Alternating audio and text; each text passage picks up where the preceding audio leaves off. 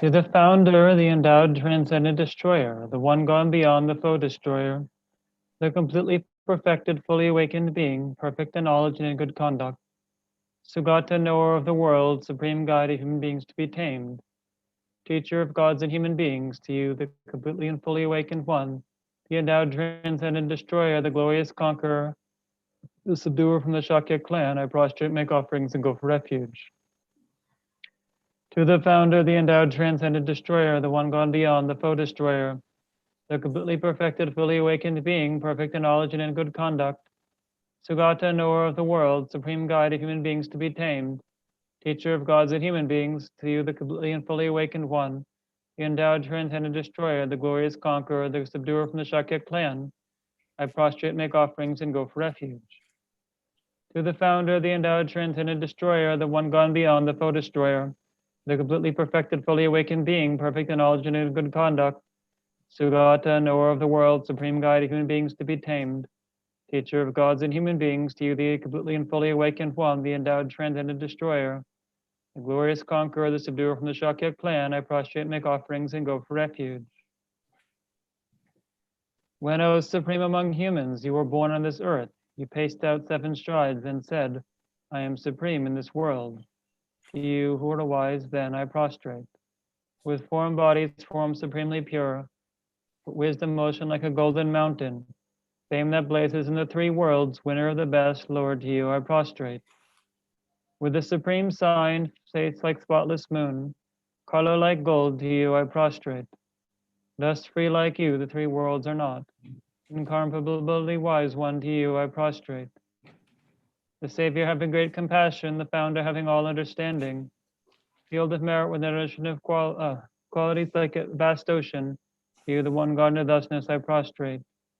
The purity that frees one from attachment, the virtue that frees from the lower realms, the one path sublime pure reality, the Dharma that pacifies, I prostrate. For those who are liberated and who also show the path to liberation, hold a field qualified with realizations who are devoted to the moral precepts, to the sublime community intending virtue, I prostrate. Homage to the Supreme Buddha, homage to the Dharma refuge, homage to the great Sangha, to the all 3 ever devout homage. To all worthy of respect, bowing with bodies as many as all realms, atoms, and all aspects, with supreme faith I pay homage. Do not commit any non-virtuous actions, perform only perfect virtuous actions. Do your mind thoroughly. This is the teaching of the Buddha. A star of his elaboration, a flame of a lamp, an illusion, drop of dew, or a bubble, a dream, a flash of lightning, a cloud, see conditioned things as such. These merits may all sentient beings attain the rank of all-seeing, subdue the 4 faults, and be delivered from samsara's ocean, perturbed by the waves of aging, sickness, and death. I prostrate to the Arya triple gem. Thus have I heard at one time. The Bhagavan was dwelling on vast Vulture's mountain in great Rajagriha, together with a great community of monks and a great community of bodhisattvas. At that time, the Bhagavan was absorbed in the concentration of the countless aspects of phenomena called profound perception. Also at that time, the Bodhisattva Mahasattva Arya Avalokiteshvara looked upon the very practice of the profound perfection of wisdom, and beheld those 5 aggregates also as empty of inherent nature. Then through the power of Buddha, the Venerable Shariputra said this to the Bodhisattva Mahasattva Arya Avalokiteshvara. Oh, where's that table gone? I told you, it's on the stairs. How should any son of lineage train who wishes to practice the activity of the profound perfection of wisdom? He said that, and the Bodhisattva Mahasattva Arya Avalokiteshvara said this to the Venerable Shariputra. Shariputra, any son of the lineage or daughter of the lineage who wishes to practice the activity of the profound perfection of wisdom, to look upon it like this, correctly and repeatedly beholding the 5 aggregates also as empty of inherent nature. Form is empty, emptiness is form. Emptiness is not other than form is also not other than emptiness. In the same way, feeling, discrimination, compositional factors, and consciousness are empty. Shariputra, likewise, all phenomena are emptiness without characteristic. Unproduced, unceased, stainless, not without stain, not deficient, not fulfilled. Shariputra, therefore, in emptiness, there is no form, no feeling, no discrimination, no compositional factors, no consciousness. No eye, no ear, no nose, no tongue, no body, no mind.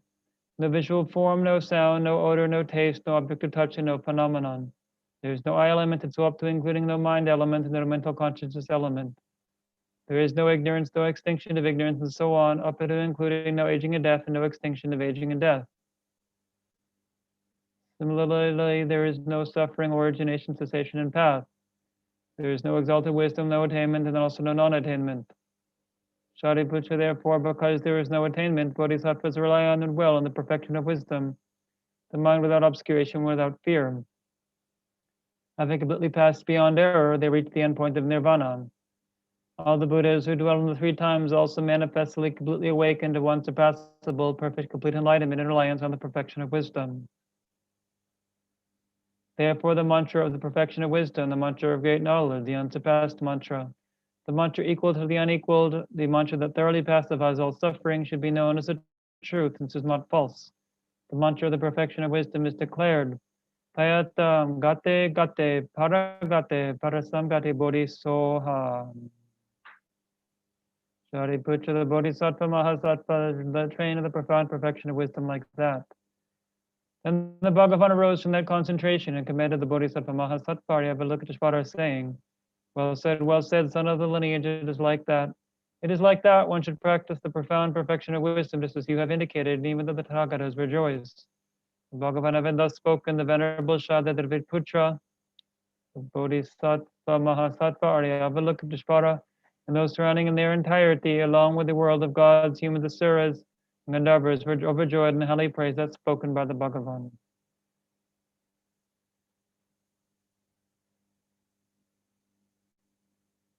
Tayata om gate gate paragate parasam gate bodhi soha.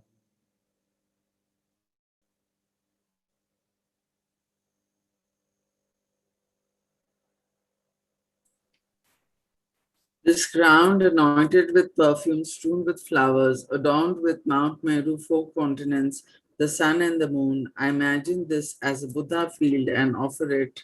May all living beings enjoy this pure land. O holy and perfect pure Lama, from the clouds of compassion that form the skies of your Dharmakaya wisdom, please release a rain of vast and profound Dharma, precisely in accordance with the needs of those to be trained. Idam Guru Ratnam Mandalakam Niryatayami. I go for refuge and am enlightened to the Buddha, the Dharma, and the Supreme Assembly. The merits that create the teaching the Dharma, may I become a Buddha in order to benefit all sentient beings. I go for refuge and am enlightened to the Buddha, the Dharma, and the Supreme Assembly. The merits that create the teaching the Dharma, may I become a Buddha in order to benefit all sentient beings. I go for refuge and am enlightened to the Buddha, the Dharma, and the Supreme Assembly. For the merits I create by teaching the Dharma, may I become a Buddha in order to benefit all sentient beings. Okay, so again, let's just sit quietly for a couple minutes before we start.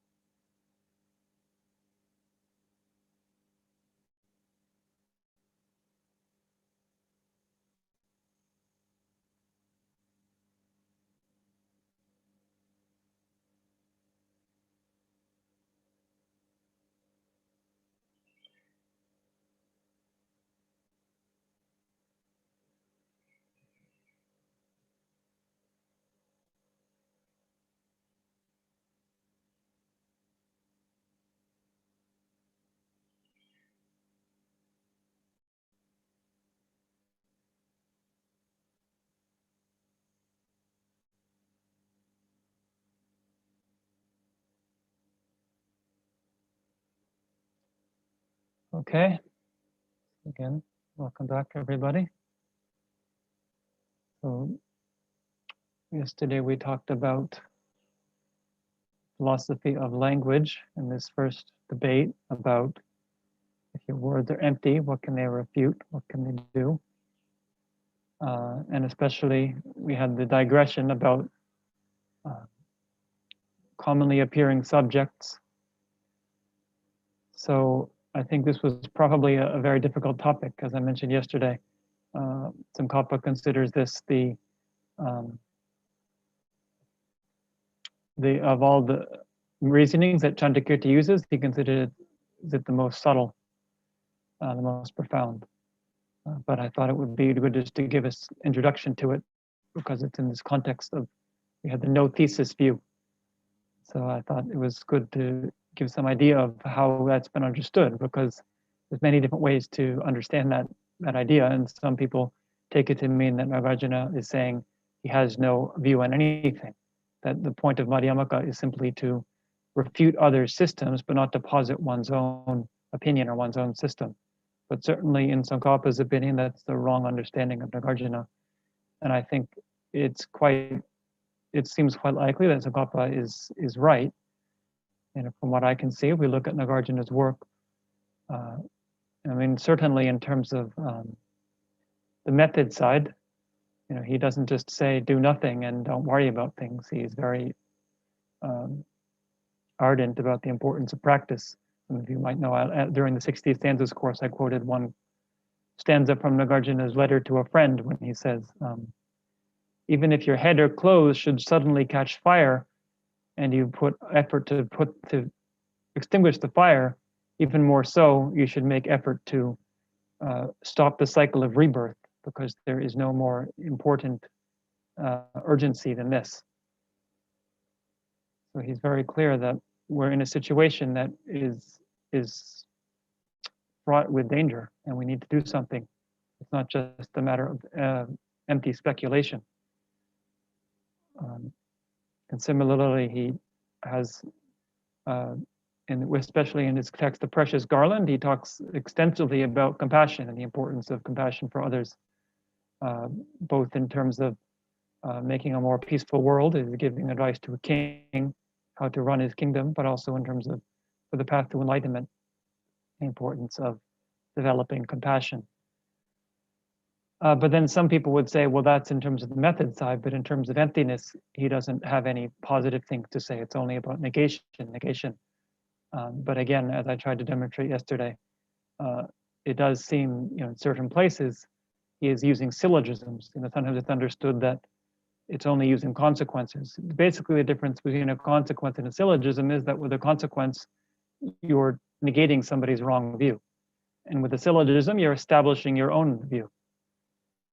But there are definitely places in Nagarjuna's text where he uses syllogisms. And even in Buddhipalita and Chandrakirti, who are said to be the consequentialist, they do use syllogisms. I gave a couple examples yesterday. And then of course with Chandrakirti, it's a similar in terms of, as I said,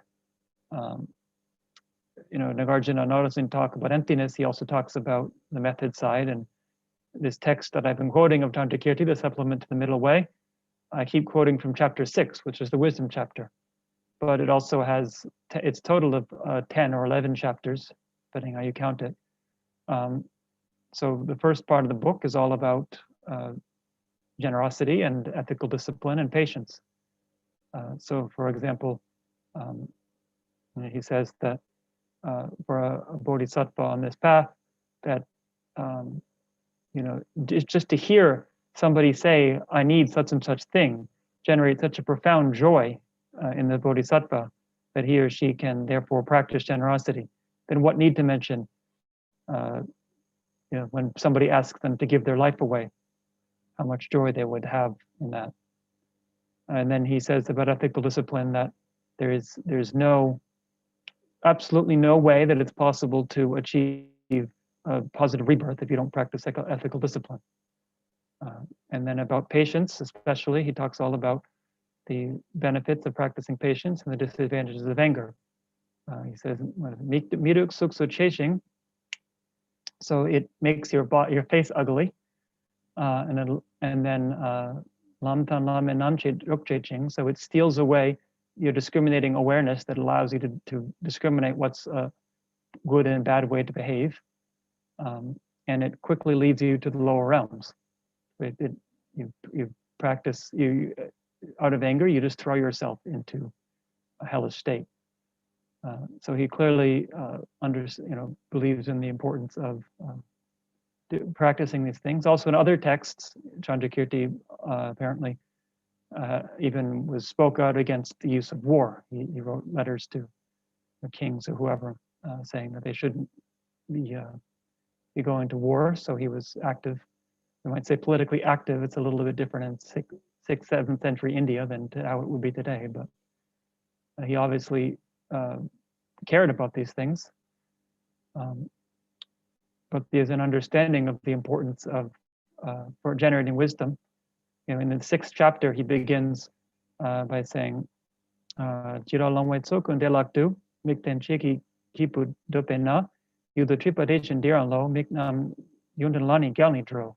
So just as hundreds of blind people can be led by one guide with eyesight, such in the same way, one person with wisdom can guide, both in terms of guiding other beings, but also that wisdom is the guide for one's own qualities. That if you have all of these qualities of patience and generosity and meditative concentration, but you don't have wisdom, it's like a blind person.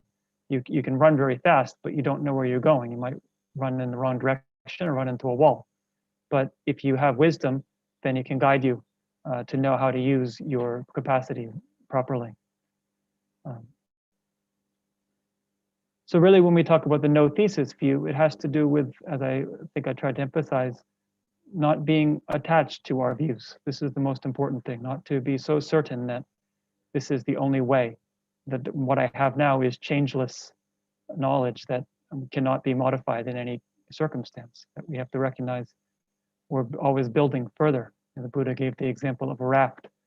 Like this, what his teaching is a raft that takes you to the other shore. But when you reach the other shore, you don't carry the raft with you. You leave it behind and then continue on. So that actually will come up today as we talk about epistemology, which is the next subject. How do we know what we know? How can we understand what is a mind? What is a valid mind? So I want to just, as a bit of a background to that, just mention a few things.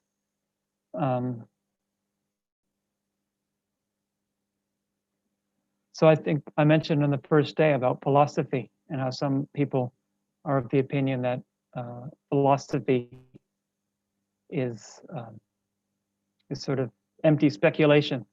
And certainly, I'll give one story. It's a little, maybe sounds a little vulgar, but when I was in America, just before I went to college, actually, the summer before I went to college, I was working construction. I thought it would be a good experience to try to work to see how I could do that.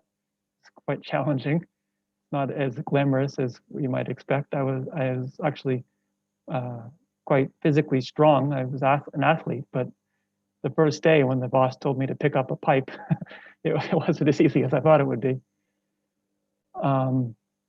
But I remember one of the people I was working for, he asked me, "What are you doing after what are you doing next year?" And I was saying I was going to college, such and such. And he said, "What do you think you're going to study?" And I said, I was hoping to study philosophy. And he said, "Well, I'm a philosopher. I'll tell you what's my philosophy. It's shut the F up and do it." So this might be, I think in America, this is a popular view that philosophy is just all this speculation. You don't get around to doing your job. There's a lot of work to be done, but all these philosophers, they just sit around and do nothing, talk all day, and then it's the construction workers, or even among people who have a lot of education, it's the scientists who are really doing something. They discover new technologies and new medicines that benefit us, whereas philosophers just come up with new ideas. How does that help anybody? But if we really look deeply at it, for one thing, we can see that science itself grew out of philosophy. That there's a number of reasons why science, took off. It had been other forms of science, or roots of science in other cultures, but especially in Western Europe around the 15th, 16th century, it came out of a system, philosophical, they say, evolution over hundreds, thousands of years that came to the point of being able to say, well, can we examine the external world and can we understand it? This was sort of drawing back to Greek philosophers who had asked these questions. And then that philosophy, in some sense, went underground during the Middle Ages. There was the theology, but a lot of philosophers like Aquinas, Thomas Aquinas, other major theologians would say that there's no real use in examining the external world, the physical world. It's just, you can't really learn anything about God, so what's so important about it? It's just kind of an afterthought. The world is just how it is. You can't change things. You can't really make it much better. So what's the use of examining it? But then gradually people started asking these questions. People like, Francis Bacon in Britain, who really had a strong sense of purpose that if we can examine the world, for one thing, we'll understand God better because we'll understand through understanding God's creation, then we can understand God. But also that we can find useful things for humanity to make the world a better place. And certainly it seems that as a result of that, whether we want to see the progress, some of it obviously has been a bit destructive, but to a great extent, there's been some extraordinary progress and discoveries as a result of that. So I mention that because in terms of epistemology, then it's about asking about the mind. And what is the mind? And this is something that science also is asking now. But it's, in terms of the science of the mind, it's still very much in the phase of philosophy. It's not at the point where somebody can get a job. As for example, somebody trains in physics and knows all the laws, at least in classical physics, of the classic universe, and then can use that in an applied way as an engineer or whatever else, whether other kind of applied science there might be. There's no paradigm that's so clear for understanding what the mind is. There's many different ideas, and these are philosophical ideas.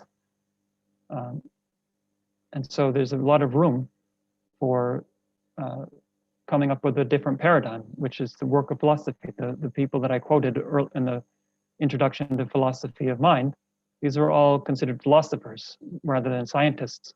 There's definitely some overlap, but generally speaking, the people in the forefront of science of mind have to train in philosophy. How do we even begin to talk about mind and conceptualize about it? And so recently, because there's been a big stigma, as some of you might know, in Western psychology against introspection. The introspectionists was one early group of psychologists around the turn of the 20th century. But this movement didn't really pick up. I mentioned the behaviorism, which was originally at least attributed to the being founded by James Watson, in about 1915, I think. And then I mentioned the first day also Skinner, who was a major proponent of this, which is quite the opposite of introspection, that you should just ignore your inner experience. We can only really understand the mind by studying people's behavior. And generally speaking, there was just a lot of suspicion among other schools of psychology about introspection because it's so biased. Science is meant to be a third person, something that we can verify. I can point it out, and then someone else can do the same experiment and get the same result. So introspection is very non-scientific in that sense. And there was also William James in America, who I mentioned, who wasn't actually part of this special introspection movement, but at the same time, his approach to psychology was very much introspectionist. And so until recently, that was not really accepted. But there have been movements, and especially one major player in this, some of you might know Francisco Varela, the founder of the Mind Life Institute and a close friend of His Holiness the Dalai Lama, who started asking these questions, saying, well, okay, we recognize that introspection is biased, but then does that mean we should just throw it out entirely? This seems like we're ignoring an entire aspect of, an avenue for understanding the mind. Can we make it more scientific? Can we find ways of asking these questions and setting up experiments, not experiments in the classical way of double blind or whatever else, but ways of getting more objective knowledge about the mind.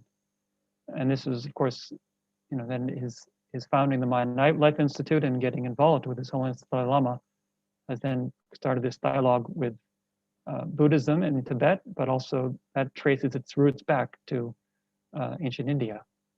And so, my feeling, having studied this for 15 years now in the monastery, is that the ancient Indians had some very perceptive ideas about mind, similar to the way that modern science drew from ancient Greek philosophy. The people in India had asked very deep questions and were having debates at a very advanced level about the nature of the mind. Not to mention the meditation that went along with that. It wasn't just a speculation, but it was a practice for them. And I think that's very likely why their ideas became so advanced, because they were also experiencing things that most people don't experience. And so I think we are very fortunate if we can study this, because it's very relevant to the questions that are being asked now. And I showed these slides of Daniel Dennett and John Searle and other philosophers of mind, and a lot of the claims they're making about their theories are very much within the framework of the kind of debates that were going on in India.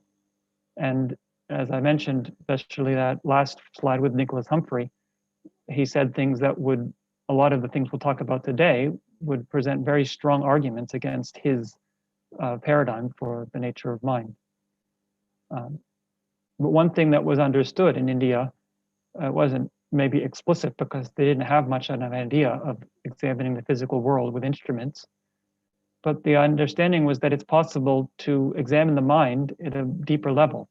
So just as nowadays we can understand the physical universe much better using microscopes and telescopes, in ancient India, it was agreed that just as people today say introspection is biased, they would agree that introspection for ordinary people is not very effective, because their minds are very distracted and not able to focus.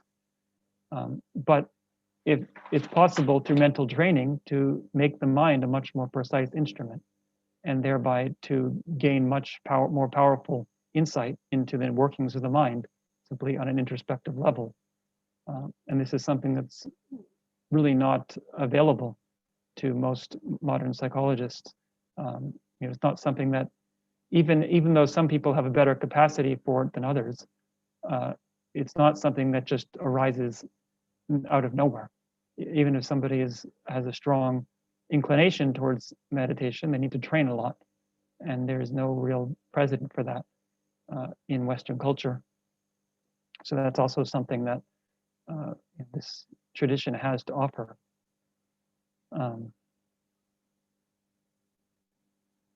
So in terms of understanding the mind, as I said, I think my impression is that there's really not any paradigm right now that's able to explain a lot of the things that are going on. So at the low level, we might say, at the extreme, negative states of mind, so people who have mental illness, we have concepts in modern psychology, things like schizophrenia and depression, which are very much, it's not really clear actually what the causes of these are, or what they even are, or even if it's a proper classification. Especially schizophrenia is a very, it's sort of a very general term for a whole different sort of phenomenon that we observe in people's minds. And the assumption generally is that it has something to do with the brain. But so far, there hasn't been any clear consensus. Okay, it's this and this thing in the brain, and we can fix it this way. So there's a lot of room for a paradigm that would help us, that we could, just as we discovered antibiotics, and nowadays it's very easy to cure an infection. Maybe there could be a much more easy way to deal with these things if we had a better understanding of what the mind is. And at the other extreme, we might say the positive extreme, is then people who have mystical experiences, which again, in most Western psychology is just not even accepted. It's either considered a pathological. This is what Freud believed, that any mystical experience was pathological and therefore a sign of, maladjustment. Or if it's at least acknowledged, it's rarely understood in a coherent or systematic way. There are definitely people who claim to have mystical experiences even outside of religious traditions, and oftentimes they feel very alone with it because there's no one to tell them what's happening and why is this happening. But again, in ancient India, this was something very much discussed. It wasn't outside of the realm of philosophy of mind. They weren't just interested in day-to-day perception, although that's what often is talked about. They also talked in other contexts about advanced states of meditation and the different experiences people have and how to classify those and understand them within this system. And as I say, ancient India, I don't just mean Buddhism. So today we'll talk about Nagarjuna's system and his debates with the Nyāyā philosophy, but it's not to be taken that therefore Nagarjuna is the only one we should take seriously. The opponent is also a very advanced system of philosophy. Nyāyā philosophy and the Vaisheshika and Samkhya philosophy, these Vedic systems had, let's say, ingenious ways of trying to understand the nature of mind and how it relates to physical matter, and how to classify all of these different mystical experiences that people were having all the time, because there were all these different meditators in India. So how to make sense of all of this. But its approach to this format of debate. So we'll see how Nagarjuna defends against the accusations of the Nyāyā opponent, and then responds with his own accusations of the faults in their system. And from that, we can see, we can start to see how they would think about these things and what kind of conversations they can be having. So that being said, let's again open slides. So dispute 2, epistemology. So here, this dispute is actually very short in terms of the dispute itself. There's only 2 verses of dispute. Then there's about 30 verses of response to the dispute. So the verse 5, if first perception did observe all objects that you then refute, what observes all objects first? Perception is non-existent here. So you're saying that everything is empty, but you're saying everything. So you agree that there are things that we all perceive. But if there's no perception and no object, then what are you refuting in the first place? What things are empty, and how did you know about this? We might say, what epistemological theory led you to this theory of emptiness? Yet then you turn around and negate epistemology. So it's like your self-destruction. You make this whole philosophy, and then you say philosophy is all wrong. So it's like, this again is borrowing from Westerhoff in his commentary. He gives the example, this is a saying, common sense leads to physics. Physics shows common sense is mistaken. So perhaps this is what's happening here, that there's reason is being used to then show that reason is fundamentally flawed. But is that what's happening? This is what he's accusing Nagarjuna of. And then this philosopher, the Nyāyā philosopher, goes on to say, testimony, inference, knowing by examples, and the things established by these 3, perceptions answered all of them. So here he's talking about a commonly accepted idea of the different kinds of valid perception or valid cognition. So this is a very important term here, because this is what most of these debates are about. The valid cognition, or sometimes prime cognition, which is a translation of the Sanskrit pramana, which is Tibetan, it's sema. So prime cognition is in some sense a good translation because it's the same root derivation, pramana, pra. It can mean, in Sanskrit, it can mean either first or best. So it's similar. Prime in English can either mean the first or the best. But it's often translated as valid cognition simply because this gives a better idea of what it's getting at. That this is talking about a mind that verifies something. Pramana, so the mana idea is that it's the mind realizing something. And sema in Tibetan, just the word se is related to measurement. So it's something that gives us a measurement of how things are, as opposed to a mistaken mind that leads us in the wrong way. So how can we have minds that verify, that tell us truth about things? We can say this is a correct perception or a correct conception about things, and therefore we can trust that. So the idea was that there are 4 different kinds of valid cognition. One is perception. So this is, for example, sense perception, the eyes, ears, nose, tongue, and body. And, that you can see things, and therefore you can verify that it's real.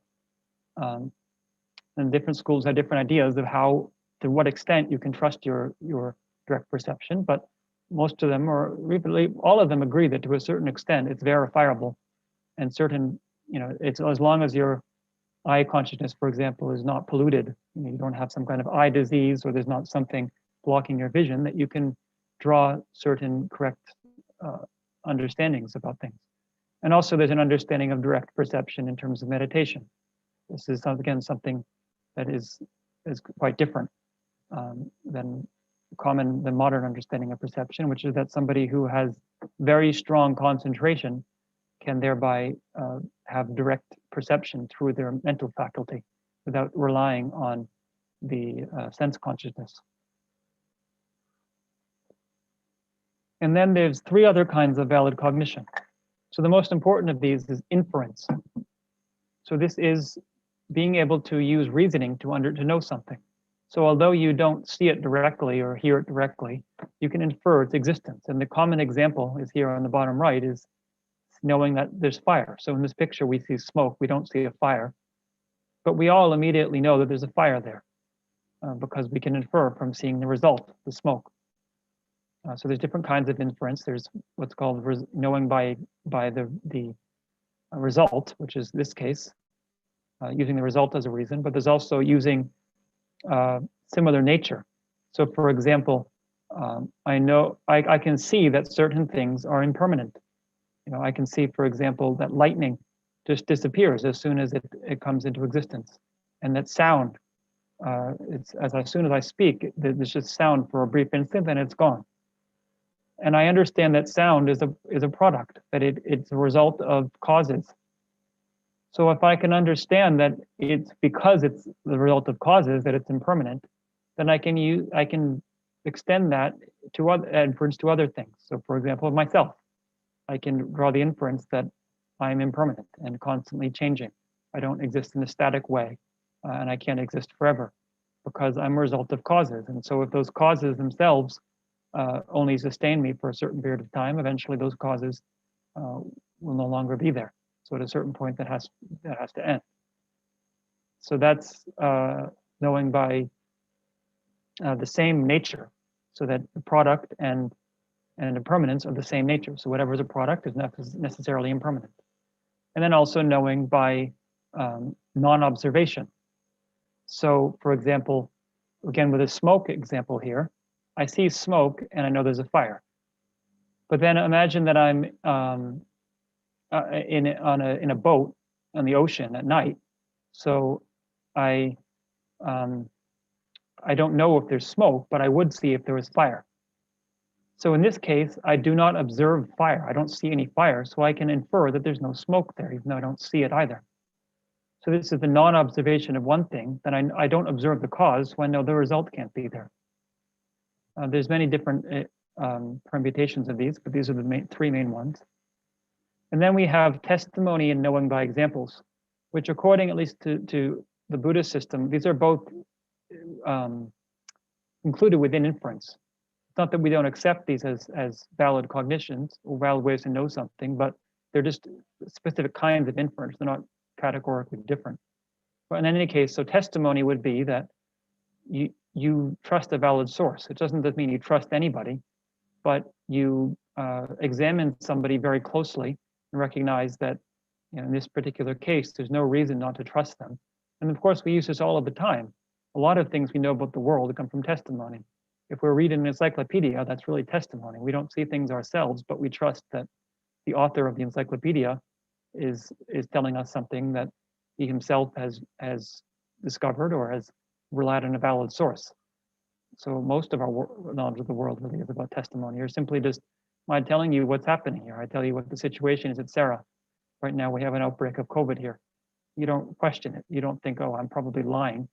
I think most of you trust me that that's what's happening, and then you draw a picture of the world from that. You say, okay, so there's this and such thing happening in India, in this place. And then knowing by examples. So the testimony you see here, the man testifying, and then knowing by example, we have a buffalo here. This is the example that's often given. It's just that if you want to know what is a buffalo like and you've never seen one, somebody could tell you, well, it's a lot like a cow. You know what a cow is, so then you know by example, it's like a cow, but it's a little bigger, it's got longer horns and a few other differences, but general shape is the same. So through these things, you can know about the world. These are how we can establish what is true and what's not true. So and then there's also the things established by these three. So there's the four, or the three or the four. So three, these last three, but also then perception. So we'd have four objects of knowledge based on four ways of knowing. And so there's all of these things we can verify. And so it says perceptions answered all of them. What that means is that when I've shown that for you, perception is not valid because you've said that everything is empty, then nothing else is valid. By simply knocking out perception from your system, I've knocked out everything else, because everything else is based on perception. Again, all of the schools here agree on that point. That inference can only be built upon perception. If I have no perception of anything, I can't make any inferences. But I can have one perception and from that build a theory of knowledge based on what I can perceive, and thereby infer what I don't perceive. But if I don't perceive anything, then I can't know anything about anything at all. So how does Nagarjuna respond? What is his understanding of how we can establish what's true if everything's empty? So response 2a, establishing valid cognizers. If with perception and so on, at first I had observed a thing, I'd then affirm it or deny. Because I didn't, there's no fault.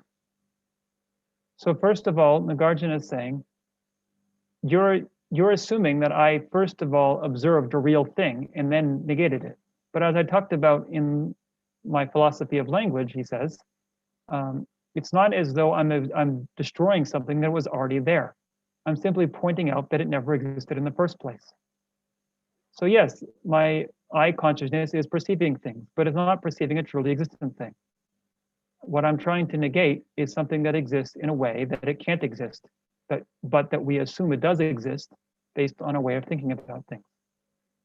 So then he turns it around to the opponent.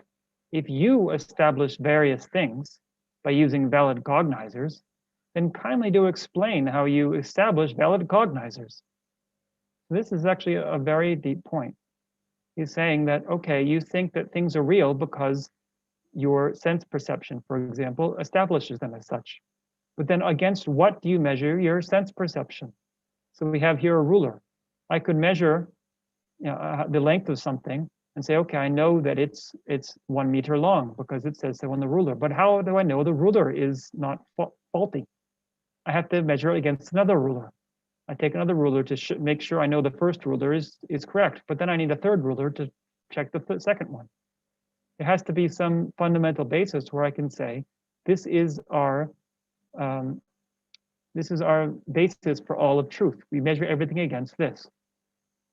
So can we do that? Can we get to some point where we can say, this is what's absolutely true and real, and everything else that therefore is in accord with that is also true and real?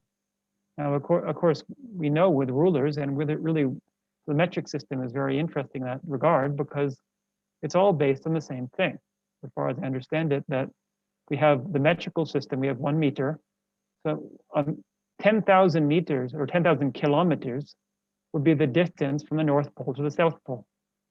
This is how we start with the system. And then we have from that the system of volume. So 1 cubic centimeter of water would be then 1 milliliter. And then we get the system of liters. And the weight of that would be 1 gram. Then we have the system of kilograms. So all of this comes back to the distance from the North Pole to the South Pole. But then, is that an inherently true thing? Can we then base our entire understanding of the universe based on the North Pole to the South Pole? Now, of course, this gives us a very consistent paradigm. It's more effective, I must say, despite my background, than the traditional English system that we still use in America, which is a little bit hard to apply, using feet and gallons and fluid, what's the volume, I'm forgetting, but oh yeah, feet, pounds, and gallons, right? So this isn't so, it doesn't line up so well as the metrical system, but in either case, it's all just based on an original person saying this is how we're going to decide how it is. It's not like God made a rule, this is how the universe is. It's all based on the metrical system. I don't think most people think that, even religious people don't think that God invented the metrical system. So how do we really verify that all of this is true? So Nagarjuna then goes on to extend his reasoning. There's one of two fallacies would ensue, either infinite regress or exception to the rule. So if you think they're proven by other valid cognizers, it never ends. The first one or the middle or the last can't prove, or last don't prove. So if you have eyesight, for example, here, okay, well, I can't see things perfectly well, but let's say, okay, I can see, oh, I think it's that particular person, but I want to make sure that my eyesight isn't deceiving me. So I go to the doctor, the ophthalmologist, and she checks my eyes. And I make sure, okay, yes, my eyesight is good, so I can trust my eyesight. But wait a minute, do I know that I trust the doctor? So then I look at her credentials on the wall. But wait, I can't quite see their credentials because my eyesight's not so good. So now I've got to go back to the doctor again to make sure. So where do I decide, okay, I can trust everything. I know that all of this is true. So there has to be some point where I can say, I can trust this perception without basing it on something else, or this inference without basing it on something else. So if I'm saying that, well, I know that my valid cognizer is real because another valid cognizer proves it, it just becomes that, where does it end? So the other option would be infinite regress. We see what is one mirror going into another infinitely. When do it never ends that I can get to one valid cognizer that can verify all of them. Or maybe there is one that is somehow inherently true, that I can know it's true. So it's saying, or even if they're proven without a valid mind, your thesis fails. If they are alone unalike, present a special reason why. So you'll remember that the opponent used this exact same phrase against Nagarjuna earlier. So if you say that there's one special one, there's one special, that's like a pear among apples, there's one special valid mind that's more valid than the other ones. Well, why? Why is this one inherently valid and the other ones all have to be verified by something else? So then the opponent responds with the fire analogy, which Nagarjuna, this is the only verse in the entire text that's out of order, in the sense that we had 20 verses of disputes and then 50 verses of responses. But here, there was actually their opponent presenting a counter response, or a kind of rebuttal to Nagarjuna's argument. And it's interesting because, as I learned from Westerhoff's commentary, this verse by Nagarjuna is almost identical to a verse from the Nyāyā Sutra, one of the main texts of the Nyāyā school. So it's clear that he's borrowing an argument that they themselves often used. So the opponent answers, just as a fire illuminates another's nature and its own, just so do valid knowers prove both others' natures and their own. So, for example, we have eye consciousness as a valid mind. It verifies two things simultaneously. It verifies the external object. So you see, if you're seeing the color blue, you verify that that's blue. It also verifies itself. It's aware of itself and can verify that it's a correct consciousness. just the same way that fire illuminates the objects around it and also illuminates itself. So this solves both problems. There's no infinite regress because it all comes back to this very first mind.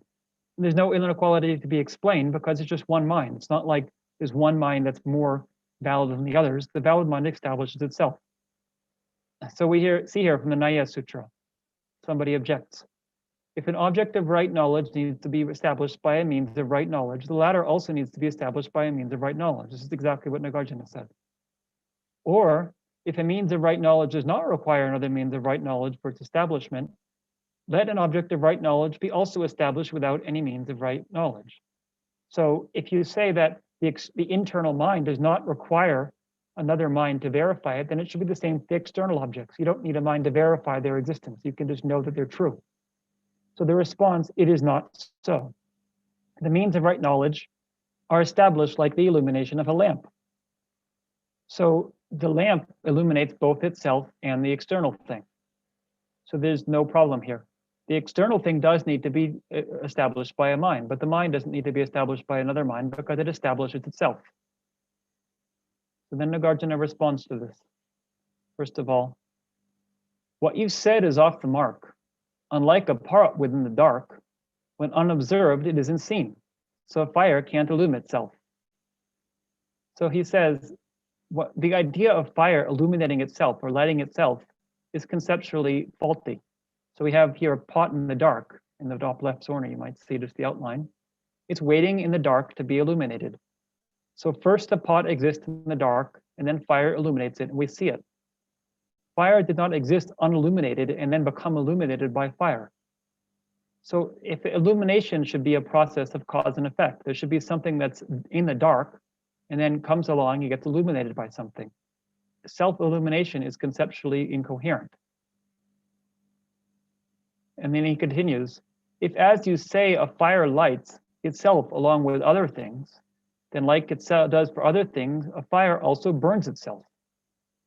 So if you say that whatever a fire does to other things, like light them, it does to itself, then it should do, if just like it burns other things, it should also burn itself. But does that make any sense to say fire burns itself? So again, it's good to think about these things. It's not obvious. You know, we might actually, some of us might feel that the Nyāyā has a good point, and that maybe these arguments don't actually harm their thesis. You know, as I said, these were major arguments. This wasn't just something that Nagarjuna said this in the first century and it was settled. We see these arguments continuing for the next millennium in India and becoming more and more subtle. You know, especially Dharmakirti was a later Buddhist philosopher who had probably the strongest Buddhist arguments against non-Buddhist philosophers, and it's generally accepted that a lot of them took what he said seriously.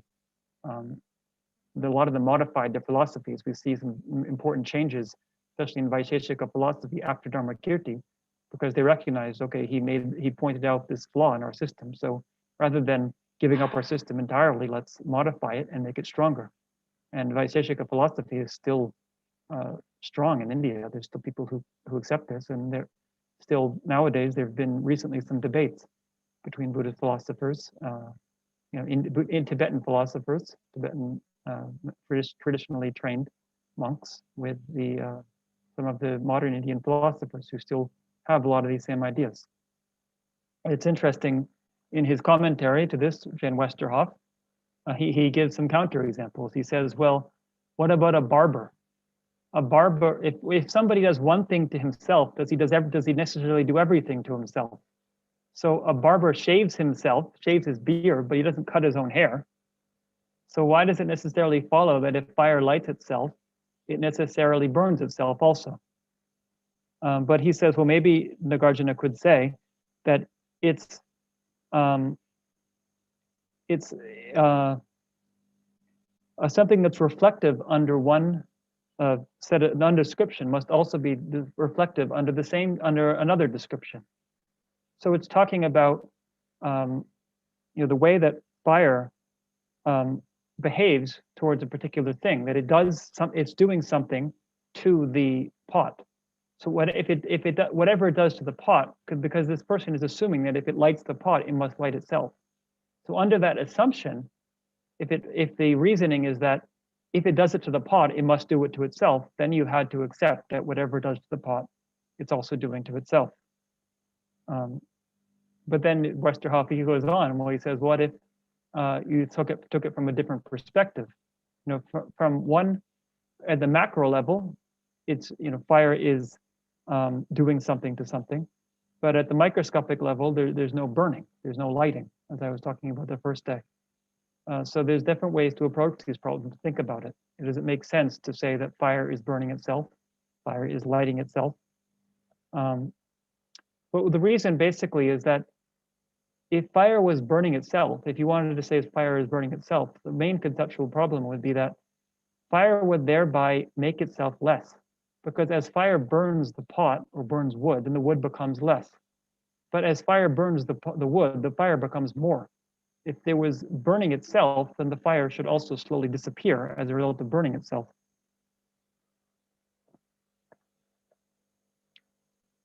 In any case, Nagarjuna goes on with some further absurd consequences of this idea of fire lighting itself. So he says, if, like you say, a fire lights itself along with other things, then like a fire, darkness too obscures itself in other things. So, okay, if we say that fire lights the room, don't we also say that darkness obscures the room, or darkness obscures the pot? So does darkness also obscure itself, just like fire lights itself?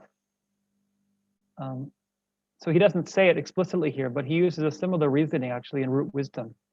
And then he says, if darkness obscured itself, then you shouldn't see darkness because it's obscuring itself from you, but you can see it. So again, this might just sound like semantics, but it's important in terms of our conceptualizing what's actually happening here. What is darkness? What is light? And if light lights itself, does darkness also obscure itself? And what would that mean? And then he goes on, where it blazes or somewhere else, where fire burns, no darkness dwells. If it's a light by lighting dark, just what does it illuminate? So now he's talking about, again, this idea that we have to be able to find things. If you think that things exist in an inherently fixed way, in a way that's mind independent, as the Nyāyā school is asserting, realist epistemology and ontology, then we have to be able to pinpoint them. So if fire lights darkness, then you have to actually show them together. That here's fire and here's darkness and here's fire lighting the darkness. But wherever fire is, there's no darkness, so it's not lighting anything at all. As soon as fire is there, there's no darkness there. So what exactly is it illuminating?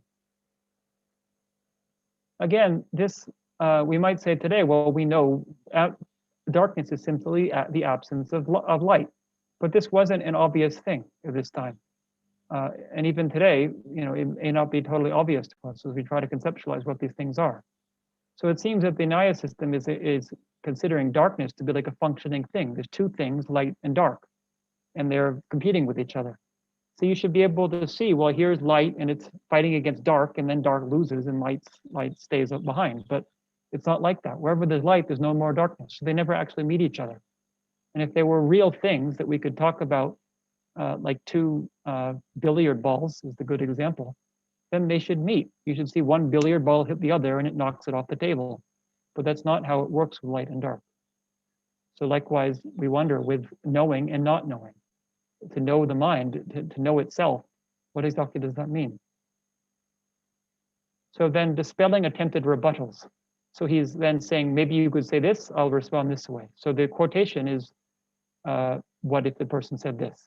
So just as it's born, a fire lights. And then Nagarjuna says, to say such things is incorrect.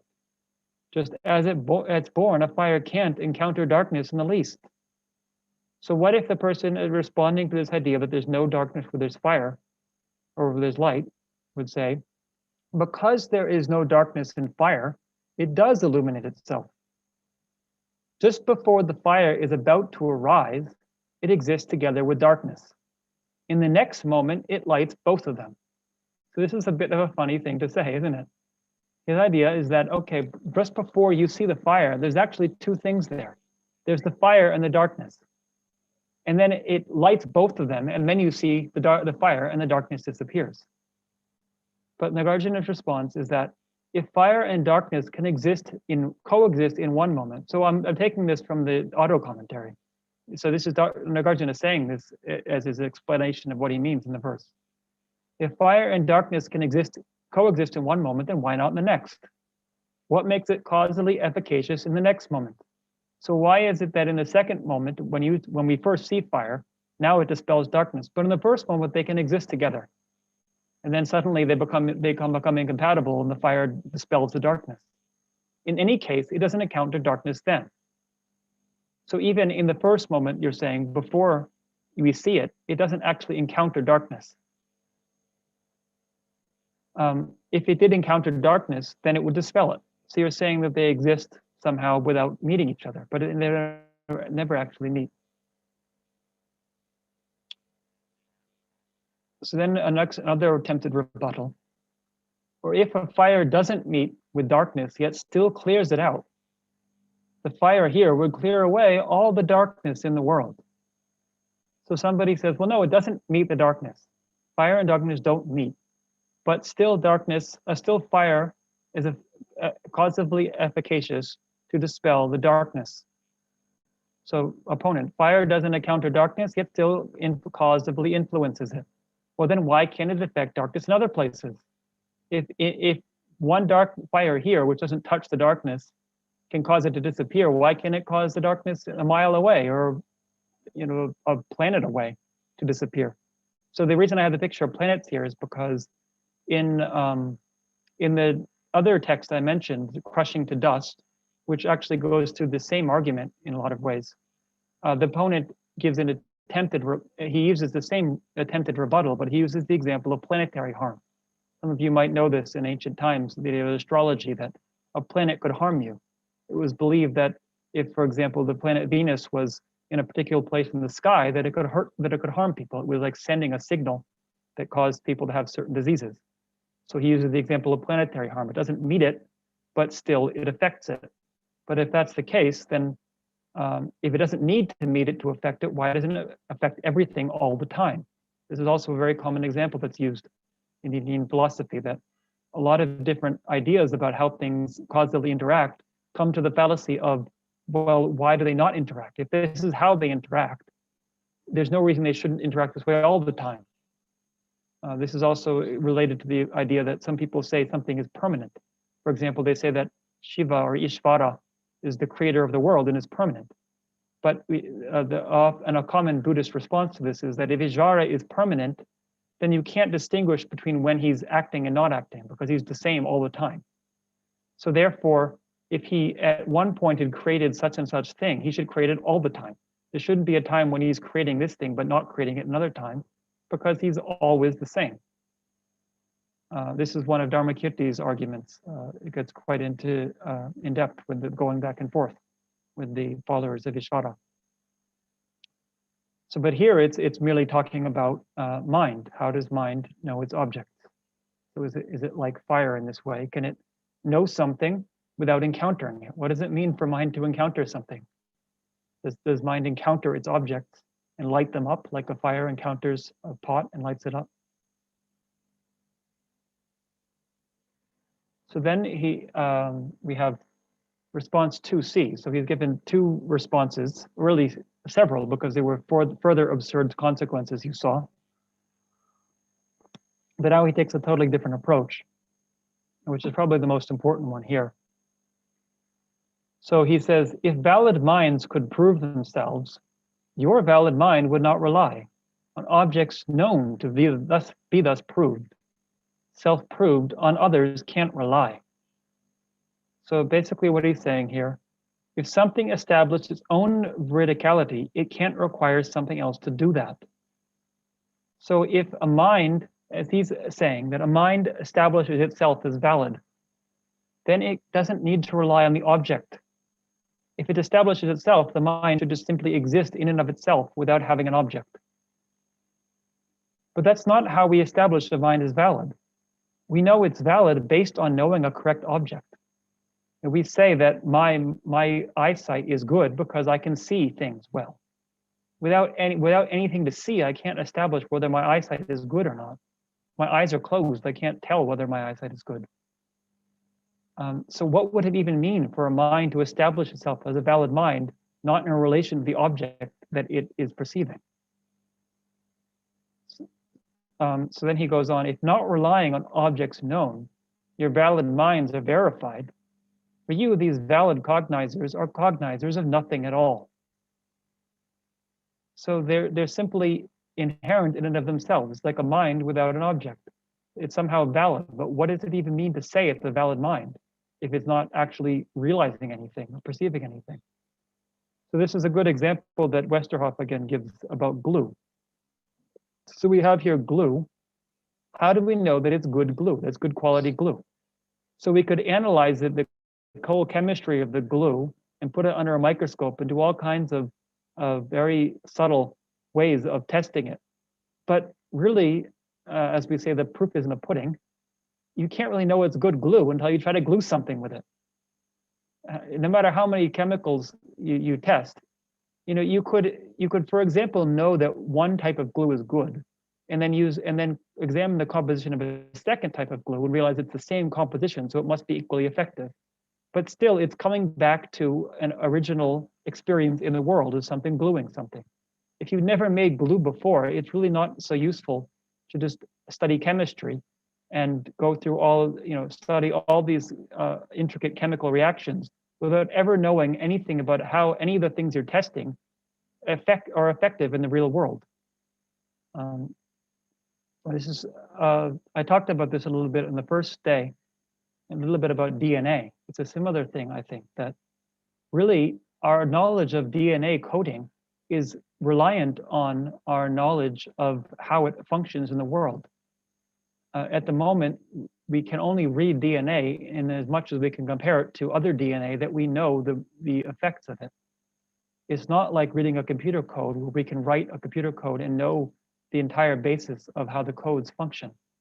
It's simply that we know that this particular DNA pattern, this type of gene manifestation exists in this particular species that has this particular quality.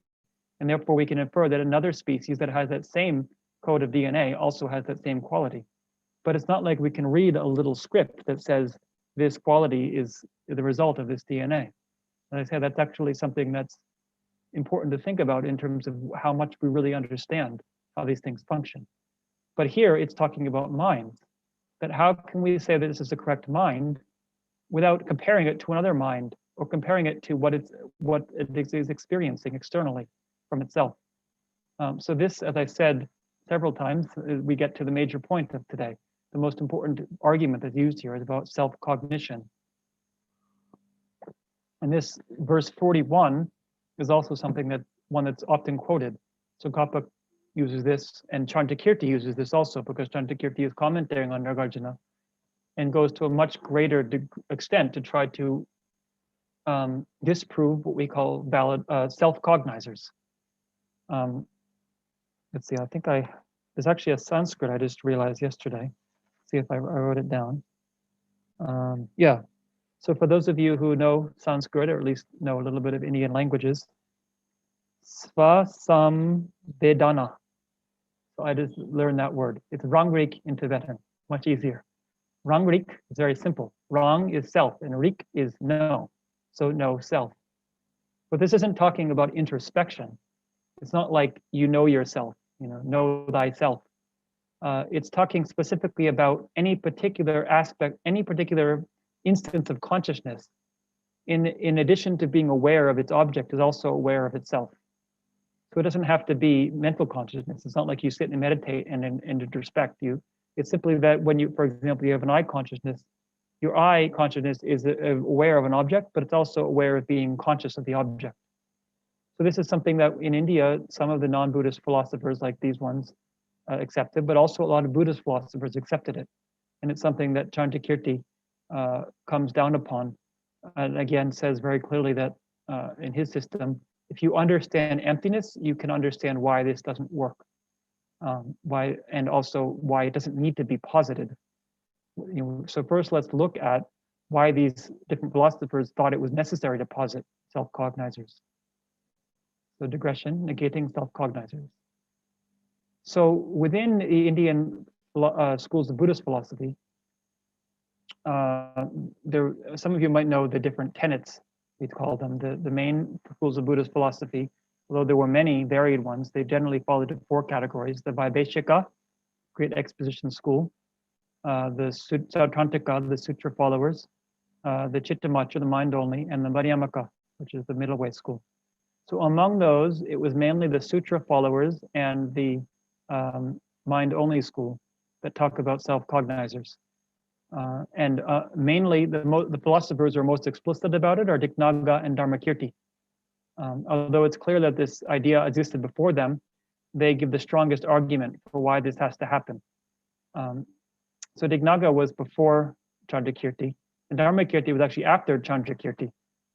But as you can see, that obviously not everyone accepted Chandrakirti's arguments, so some of them still argued for this. So this is why they say there has to be self-cognizers. What has not been experienced cannot be remembered. So memory must be the result of experience. Actually, this is something that everyone agrees on. All of these schools, including the Madhyamaka, agree on this. That memory, by its very nature, is a memory of it's recollection of something that you've already experienced. It's not a memory if you didn't experience it before. You can well, actually, I shouldn't say experience it before, because that's a presented point. This is what Chandrakirti will get into. But memory has to be preceded by experience of something. You can't just it doesn't mean memory if you infer that something happened before. That's not memory. That's a new realization.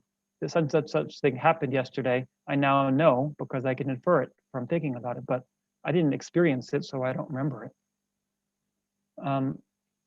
So then memory consists both of remembering the object and the subject. So it was a cloudy day and I saw the clouds. You don't just remember the things that happen externally, you remember your experience of it. So there's a twofold thing, there's a twofold side to what you're remembering. So therefore, at the time of mind experience an object, something must also experience the mind. Otherwise, we would not remember it, only the object. So if the eye consciousness only experienced things externally to it, but didn't experience itself, or at least something didn't experience the eye consciousness, then there would be no way to remember having the eye consciousness. You could only remember the things that you saw. So then they continue. Either the mind experiences itself or another mind experiences it. So we have the eye consciousness perceiving blue. This is the example they use. Either the eye consciousness experiences itself or some other consciousness is experiencing the eye consciousness. If a simultaneous, so we have two, so let's start. We have two possibilities. It's experiencing itself or another is experiencing it. So now he goes into another experiencing it. This is the main argument, is that we have to, if we can only limit it to those two, if we can eliminate that that others experience it, then the only possibility that it experiences itself. So if we can logically show that it can't be logically valid for another mind to experience the first mind, then the first mind has to be experiencing itself.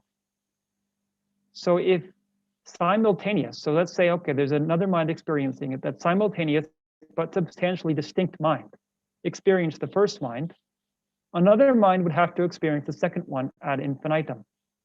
So this is the argument Nagarjuna was using before about infinite regress. If I know I'm having an eye consciousness because a second mind is experiencing my eye consciousness, there has to be a third mind experiencing the second mind to know I have that second mind to verify the first mind. So that can't work. We can't just have an infinite string of consciousnesses experiencing themselves. Or we could have, if the second moment of a perception experienced the first moment, so let's say it's not simultaneous. The second moment of eye consciousness experiences the first moment of eye consciousness. So therefore, I can verify it. But then the second moment would not experience the external object. Then it's limited. It's like, okay, so my first moment experience is blue. The second moment experiences the first moment, but then I'm not seeing blue anymore because I'm turning back onto myself. Now you could say it experiences both blue and the first moment. But then we have, so, or if at the second moment, there were two perceptions, one experiencing the first moment and one experiencing the external object. then one person would have multiple streams of consciousness. So imagine the first moment I see blue, the second moment I experience blue and the first moment. Then the third moment I'm experiencing blue and the second moment and the first moment. Then it becomes that there's all these consciousnesses happening at once. And to this, then they go back to the Buddha saying that a single sentient being only has one stream of consciousness. So in some sense, this is actually using a scriptural citation as a valid source. So what if we don't accept that? Some people might not accept what the Buddha talked about, but then we have to think, is that how we experience it? Do we have multiple awarenesses going on at the same time? It's also a major debate that we go through, because some Buddhist philosophers do think you can have multiple streams of consciousness, that when the Buddha said you only have one, they have different interpretations of that. But one is that you can't have two I consciousnesses at once. You can have two mental consciousnesses at once. For example, if a mother is concerned about her sick child and she goes out to buy food for the child or medicine, while she's buying the medicine, part of her mind, we might say, is also worried about the child. So there's two consciousnesses going on simultaneously. There's the dealing with the interaction with the pharmacist, and there's in the back of the mind, we might say, or here it's understood to be two different minds. Mind here is not like one big circle where one sphere where everything occurs. There's different minds occurring. This is the Buddhist understanding of mind. So there's one thought that's thinking about back home with the child, and then one thought thinking about what I'm doing right now. But this is mental consciousness. It's not how I consciousness functions. You can't have two distinct I perceptions at the same time, which actually has been verified by modern science. I don't know how much the Buddhist philosophers did experiments to try to prove this, but it's been shown, for example, that if they put a dividing line between somebody's eyes, my hand isn't enough because I can still have a single eye consciousness. But if they put like a wall there, and then show different input into the two eyes, so put one movie in one channel and one on the other, the person does not simultaneously perceive two movies. They only perceive one at a time. It tends to switch back and forth between the two, but there's only one that's registering in the brain, I would say, or we'd say in consciousness at any particular time. And the brain somehow, the visual cortex, it creates a picture based on input. So it doesn't just reflect, it's not like the input just immediately goes into a conscious experience. There's an input and then a picture is created based on that. So it's only creating one picture at a time. And so this is what the Buddhist philosophers also agreed with, that you can't have two different eyesights at the same time. So therefore they conclude that because another mind cannot experience it, the mind must experience itself. Now in between here, there's actually more reasoning. They go into very subtle details. So like somebody argues, what if it's like, okay, I have the first moment of I consciousness, and then briefly, the second moment experiences the first moment. Then there's the third moment, but it happens so quickly I don't experience it. And they give the example of shooting an arrow into a 100-petal lotus. So I have 100 petals of a lotus lined up together, and I shoot an arrow into it. It looks like it just goes through all of them at the same time. But I know from reasoning that it's only hitting them one at a time, but it's so fast I don't see it. So likewise, maybe the consciousness is doing this very, very quick, switching back and forth. So they go into a variety of different arguments against this point.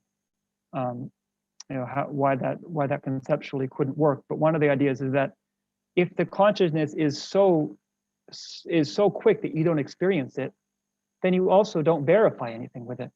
If you can't experience, if it's happened so quickly that you don't register it, then how can you learn anything from it? How can you know you're having a consciousness? Right? You're trying to say that this very subtle second moment is experiencing the first moment, and therefore you are aware of the first one, but it happens so quickly you don't recognize it. So it's just like an object going by so fast that you don't see it. If the consciousness happens so fast that you don't see it, you also don't have any awareness of it. So therefore they conclude, because another mind cannot experience the first mind, the mind must experience itself. So we might say, if they put it in the form of a syllogism here, the subject and I consciousness perceiving blue. There exists a self-cognizer experiencing it because it is remembered at a later time. For example, blue. So we have blue, and it's remember blue. So we know that when blue did exist in the past, there was something experiencing it, which was our I consciousness. So in the same way that we remember the I consciousness, we must also have experienced it at the time. So therefore, there must be a self-cognizer because there can't be another cognizer experiencing it. So it must experience itself. So Chandrakirti then comes in with his response to this, which is very detailed. So first he says, is this self-cognizer substantially existent or is it a mere convention? This is a very important point. So substantially existent, remember, this is similar to inherently existent. It means it's something that we can locate among the bases of designation. So you have to be able to say, okay, this you target and pinpoint exactly what it is, because he's given a very general statement, self-cognizer, but not any information about what it is or how it functions. So if it's substantially existent, you have to be able to find it. Or is it merely a worldly convention? Is it just something people say, which Chandrakirti doesn't, for him, that doesn't mean it doesn't exist. It just means that you can't locate it. It's just merely a convention that we use based on our way of experiencing things and conceptually framing them. So first of all, if it cannot be substantially existent because we cannot find it, can you pinpoint? Can you, through your introspection, separate your experience of I consciousness from your experience of blue and show that here's this two different things going on at one time? Rather than trying to infer it through a later experience, can you actually experience yourself experiencing your I consciousness and distinguish that from the experience of blue, right? Because we're not saying that it's the experience of blue. There's two different things going on. There's the experience of blue and there's the experience of I consciousness. Although it's the same substantial mind, they should be able to be something that you can pinpoint. Here's one and here's the second one. Somehow be able to distinguish them. Secondly, or then, it cannot be a mere convention because there is no such convention in the world. This is his main point, that people don't talk that way. This is important for Chandrakirti because he says he often refers to worldly convention as very, very powerful. So for example, when he argues with the mind-only school, who argue that there's no external world, there's no external object. One of the main verses he uses for this is Gelde kyola jikten minuna, jikten ninu nidogapragi. Kyodan jikten dirni tsogi tang, chini topten dagi demparcha. So he says, if the world doesn't harm you, meaning if worldly people who all say, I see things outside, it's external to my mind. If that doesn't harm you, then go ahead and negate external objects if nobody disagrees with you. But first of all, you stand here and you debate with the world, and I'm going to stand aside and watch. And whoever's the stronger party, I'm going to go with them. So he's saying, if you really want to say that the way the world is experiencing things is totally wrong, you better debate with them, and I'll see who really makes more sense in the end. This is what he's saying here, that this is not how we experience the world.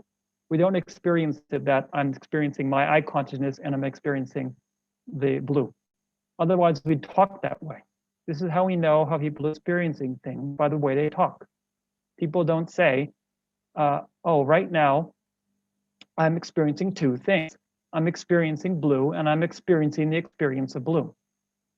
It's just not how people reflexively talk, or how they experience, we say, how they talk without using philosophical concepts. They might come to this concept, but it's not actually how they experience it at an instinctual level. So therefore, your syllogism, which he gave, which you remember was that there exists an I consciousness, the subject and I consciousness perceiving blue. There exists a self-cognizer experiencing it because it is remembered at a later time. So this is again using a result like the idea of smoke. You know, in the field in front of me, there exists fire because there is smoke. So I know that the cause exists. So your syllogism is like saying, the subject, the fire in front of me. There exists a magic fire crystal that created it because it is a fire. For example, the fire on the stove. So it's like you just made up something. Oh, there has to be a fire crystal that made it. I know fire crystals exist because there's fire. But just because you say that that's what caused it doesn't mean that's what caused it. It's just your own concept of what caused it. But actually, you know, it's nothing that any of us can locate. So then imagine we have erasing. So the person says, okay, whoa, I made a mistake. Okay, I agree. I'm going to fix my theory.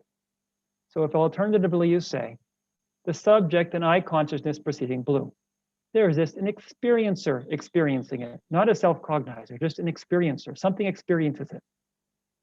So I'm not saying self-experiencer or other experience, just something experiences it because it is remembered at a later time. This is kind of backing up a bit. This is what their original thesis. For example, blue. So then Chandrakirti says, this predicate is established for the example, blue. So I agree, but there is no pervasion. I do not agree that whatever is remembered was necessarily experienced before. In other words, blue is remembered and there is an experiencer experiencing it. But if something is remembered, there needn't necessarily be an experiencer experiencing it. So then the person they go even farther back, they're erasing even more here. And alternatively, they say, they fix the theory up. The subject and I consciousness perceiving blue. At the time it exists, there is experience because it is remembered at a later time. For example, blue. Then Chandrakirti says, this is already established. You haven't proven anything new. So we agree. The I consciousness perceiving blue is generated as an experience. So it is experience in and of itself. So memory is preceded by experience, but it doesn't have to be experienced by something. Its very nature is experience. The I consciousness is experience itself, in that it experiences blue, does not experience itself. So Chandrakirti then presents his own system. So this comes back, as I said, to people who say that Chandrakirti doesn't have his own opinion. But here he's gone and negated the opponent. Now he just says his own opinion about how memory functions. So I say, a memory existing separately from what experiences, not for me. So memory considers that I saw. This is the world's conventionality. So first he's just saying that the memory and the experience, right? So the memory is preceded by experience. So actually first I'll read, as I mentioned before, Gyalwa Gendendruk, the first Dalai Lama, has this excellent text, a mirror clarifying the supplement. For every verse of Chandrakirti's, he clarifies it in the form of a syllogism or a consequence. So here he clarifies the meaning of this verse. We remember with the thought, I saw this object. So I saw, this is a quote. Because for me, a Madhyamaka, there is no memory existing inherently separate from what experiences the object. So memory does not fail to ascertain that experience cognizes the object. So he's saying that yes, I have the I consciousness experiencing blue, and I have the memory remembering experiencing blue. These are not two inherently different things that I can pinpoint one or the other. They exist dependent on one another in a manner of, we say, mutual interdependence, without being able to particularly say this is the memory and this is the experiencer that exist totally unrelated to each other. So what does this mean exactly? It really means that it's coming back to there being no self. We have the idea that I see and then I remember, right? This is actually a mistake. You know, there's not in one inherent person that is existing at both times, that first has the perception and then has the memory. There's a unfolding process of experience that's occurring. So the subject, this manner of remembering, it is the manner of worldly convention but not posited after having searched for the terminological referent, because it is a worldly conventionality wherein the referent cannot be located under analysis. So basically, it's just how people talk. You say, I saw blue. You first say, I see blue. Later, you say, I saw blue. That's just how people talk. But you can't actually pinpoint there is a me that was there seeing blue that is now here remembering seeing blue. It's not actually what's happened. It's just how we experience it and how we talk about it. But if we really examine it, we can't locate it. So much less can we locate a me who has an I consciousness, which has a self-cognizer experiencing it, that then produces two memories of the blue and the I consciousness. This is getting much too technical about something that's really just a worldly conventionality. So in Chandrakirti's own system, memory does not function dualistically. The experienced and the experiencer are remembered together. I saw blue. So you remember in the first one, the person said, it was a cloudy day. I experienced the clouds. That's not usually how we remember things. We just say, I saw the clouds. So we have I, the experiencer, and the clouds, the experienced. It's a bit of a funny thing to say it was a cloudy day. Some people might say that, but you might have noticed when I had that, that's not usually how we talk. You know, yesterday I saw such and such. You talk about things in relation to your own experience of it. This style of memory does not arise from a self-cognizer. It arises because the original experience and the memory cognizing so two things, the original experience and the memory cognize the same object, blue. So first you have an I consciousness and it sees blue. Then an imprint on the mind that's left by that experience. Later, blue appears to your mind again. Then you connect the dots and say, I saw blue. You say, this is the memory of blue. So it's actually you making the inference, or at a subtle level, making the idea of a substantial self that first saw blue and then remembered it. And really what's happening is that there's an experience of blue that then places an imprint on the mind, and then that same object appears to the mind again. And you associate them together and say, this is the experience and this is the memory. So the experiencer and the memory are not inherently different. So they are associated together. If they were inherently different things, you would not have that experience. You would not be able to connect the dots in that way. But we can put them together in the same way. So for example, the one about birth from other, you put a seed in the ground and then a tree grows. And you say, I planted that tree. But you didn't put a full-grown tree in the ground. It's a funny way of talking. When we think about it, you put a seed in the ground, but you say, I planted the tree. And it seems that in India, they talk the same way. And in Tibetan, they talk the same way. So it's something about the way we conceive the world. We connect the dots between the seed and the tree and me, that I'm the one who put this tree in the ground, even though actually I put a seed in the ground and the tree grew. So likewise, I associate them together because they're not inherently different. If the seed and the tree were two inherently different things, I wouldn't think that way. If they were inherently different, then 8 conceptions would experience them that way. And we couldn't think, I saw. The memory can only arise through the force of experience. So Maitreya cannot remember Gupta's experience. So it's just names. It's not like Maitreya the Buddha. It's just that there were names in ancient India and Chandrakirti chose these 2 names. So it's not like anybody can remember anything. It has to arise from experience. We agree with that. First, blue is imprinted on the mind, and then there's that imprint gives rise to the same experience later. Then you think, I saw. It's not like it's imprinted in Gupta's mind, and then in Maitreya's mind, then that experience comes again, because that's just not how cause and effect functions. It's like I can't put a seed here in the ground, and then a tree sprouts in China as a result of that. Or I can't plant a juniper seed and then an aloe tree sprouts. This is just conventionally how cause and effect functions. You can't remember what somebody else experienced, even though in either case are they inherently existent. So it is true, memory must be preceded by experience.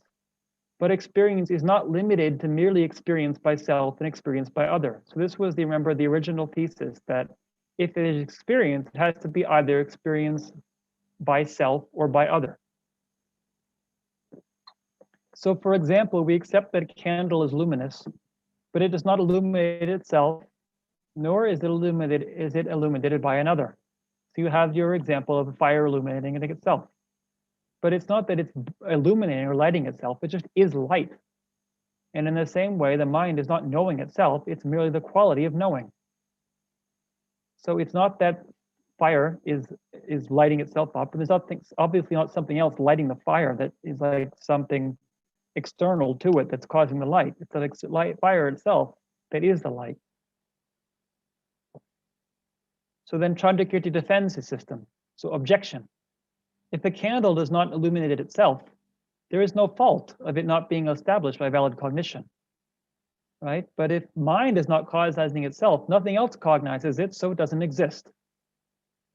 So the candle is okay, we agree, does not illuminate itself. But we can know that it exists because there's somebody else other than the candle who knows that the candle exists. But if mind doesn't know itself, then another mind doesn't know it, and we can't know that mind exists. So Chandrakirti responds not by saying how mind is known, by coming back at the example he's giving. If a candle does not illuminate itself and nothing else illuminates it, it is not established as either self-luminous or otherwise, so it does not exist. If it's not established as luminous, then how is it established? Because that's its very nature. So what do you say to that? If you're saying that it's not illuminated itself, but it's not illuminated by another, then it's not illuminated at all. There's no illumination. So, but then the opponent might say, which Chandrakirti would agree, it is not self-illuminating, nor is it illuminated by another, but it illuminates other things like pots, and so it is established as luminous. Okay, we agree. It is the same for the mind. So if you can have that loophole for the light or the lamp or the candle, you can have the same loophole for the mind. It doesn't have to know itself or be known by another. It is merely the quality of knowing something. So another objection. The very awareness of objects depends upon self-cognition. Without self-cognition, would be no awareness of objects. This actually comes back to the very first debate that we had here. If you can't establish that your mind is valid, then how can you establish that the experience of the object is valid? It's like with the eyesight. If your eyes aren't clear, you need to get your eyes checked. But if you can't check your mind to make sure that it's a valid mind, how can you know that what it's knowing is true? How can you establish the existence of anything at all? So Chandrakirti's response is simply, it is the same for the candle. If you everything has to come back to something else. If the light of the candle on the pot that it's illuminating has to be established by the candle being illuminated, then it's the same problem.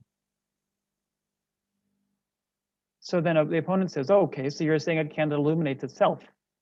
He says, no, because in that case, darkness would obscure itself, and thus it could not obscure the pot. Also, because darkness obscures itself, he wouldn't perceive the darkness. So to put it briefly, knowing is posited on the basis of what is known. So it is not established by its own characteristics. It is the same for what is known. It is posited on the basis of knowing. So then not only are their names mutually dependent, but what those names signify are posited in mutual dependence. So I do not accept valid cognizers or self-cognizers. So this is what we call Minkyang Dakyu. So mere name, existence in mere name. This is a very important point for Chandrakirti. And existence merely imputed. So this I mentioned briefly yesterday. We could say that what is known and what knows it are terminologically interdependent. The words themselves, you can't posit something as knowing something without positing what it knows. So therefore, yes, okay, knowers only exist in relation to what is known, and the known world only exists in relation to knowers. But the substance behind those is not interdependent. So you could say, for example, there's the far mountain and the near mountain, the mountain that's close to me, and the mountain that's farther away from me. Okay, they're posited as the farther mountain in relation to the near mountain, but in and of themselves, they don't exist in relation to each other. They're simply, two substantially different things. Whether you call one far or one near, it's just about the names being mutually dependent. But in Chandrakirti and Nagarjuna's system, things only exist in name. This is what we talked about with the philosophy of language. It's not like there's two things out there waiting for me to name them. By naming them, I create them. So if the names are dependent on each other for their existence, then what they signify also must be, because they don't signify anything at all beyond the name. There's not something there that was there before I named it. So this is what I said. Westerhoff, he says he's a little uncomfortable with this idea. He says it does appear to be that Nagarjuna is saying you could not have a world where there are objects without minds. But we all know that could happen. It's very easy to imagine that being the case. There could be some universe where there's no sentient beings. So he says, it's hard for me to believe that Nagarjuna really thought that. But actually, certainly in the Buddhist tradition, this is exactly what Nagarjuna meant.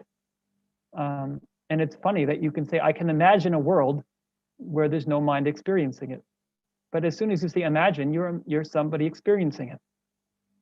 It's incoherent for there to be anything that exists without a mind experiencing it. And this is definitely the Madhyamaka system. These people were not materialists, as I said. They did not believe that there is a external material world that exists independent of mind, and that mind evolved from matter as to the brain. They believe that these two things are inseparable. They're not the mind-only school, where they say that the matter itself is actually mind. They're two different things, but they only exist in dependence on each other. One cannot exist without the other. So you can't. It's incoherent to talk about the time in the universe before minds evolved. There's no such thing. There was nobody experiencing time. So there was no passage of time. Time doesn't exist except in relation to somebody experiencing it. So again, Chandrakirti continues to defend his system. So remember, he said, I remember I saw blue. So I remember not only the experience, but the thing experienced, but I remember the experiencer. But the opponent could object, the I of I saw blue is a person, not a mind. So how is this type of memory a memory of a mind experiencing blue? So you don't say my eyesight saw blue, you say I saw blue. So it's not remembering the mind, it's remembering the person. But his response is, an I consciousness experiencing blue is not a person, but it is perfectly acceptable to say I see blue. So when the memory remembers experiencing seeing blue, the thought I saw blue remembers the person, but it is not contradictory to say it remembers the mind. So this again comes back to selflessness. So for example, if I hit my hand on the table, I can either say I'm in pain, or I can say my hand is in pain. In either case, it's valid. There's not two different things going on at the same time. There's not the hand in pain and the person in pain. It's just two different ways of conceptually framing the same thing. Even though we talk about it as though they're separate, because we could say I'm in pain, and then I could say my hand, as though my hand is separate from me. It's something that I possess. This comes back to our delusion of a separate person. But conventionally, it's how we speak, and so it's valid conventionally. So if I say I saw blue, really I'm also remembering the I consciousness. It's not a different thing. So the subject and the object cannot be the same. This is actually a further accusation against self-cognizers. He says the subject, action, object aren't one. It's wrong to say it apprehends itself. So it doesn't make any sense conceptually to say it apprehends itself, because what is it that's apprehending? You say the eye consciousness experiencing blue apprehends itself, but then it's not an eye consciousness experiencing blue, it's an eye consciousness experiencing itself. In and of itself, it changes itself by being an experiencer of itself. So it's conceptually incoherent to posit the action and the subject, the action, the object, all as the same thing. Then there's might as well be nothing if there's, or they might as well arise from nothing, or just arise at any time. But I'm bringing this up because it also is related to the very first, the example I gave, pain. Remember I said that this would become important later. So the person might object to Chandrakirti saying this. The subjective experience of pain and the pain experience are not different, yet we still say, I feel pain, right? This is the question, what is pain? Pain is nothing other than the experience of pain, but still we can say, I feel pain.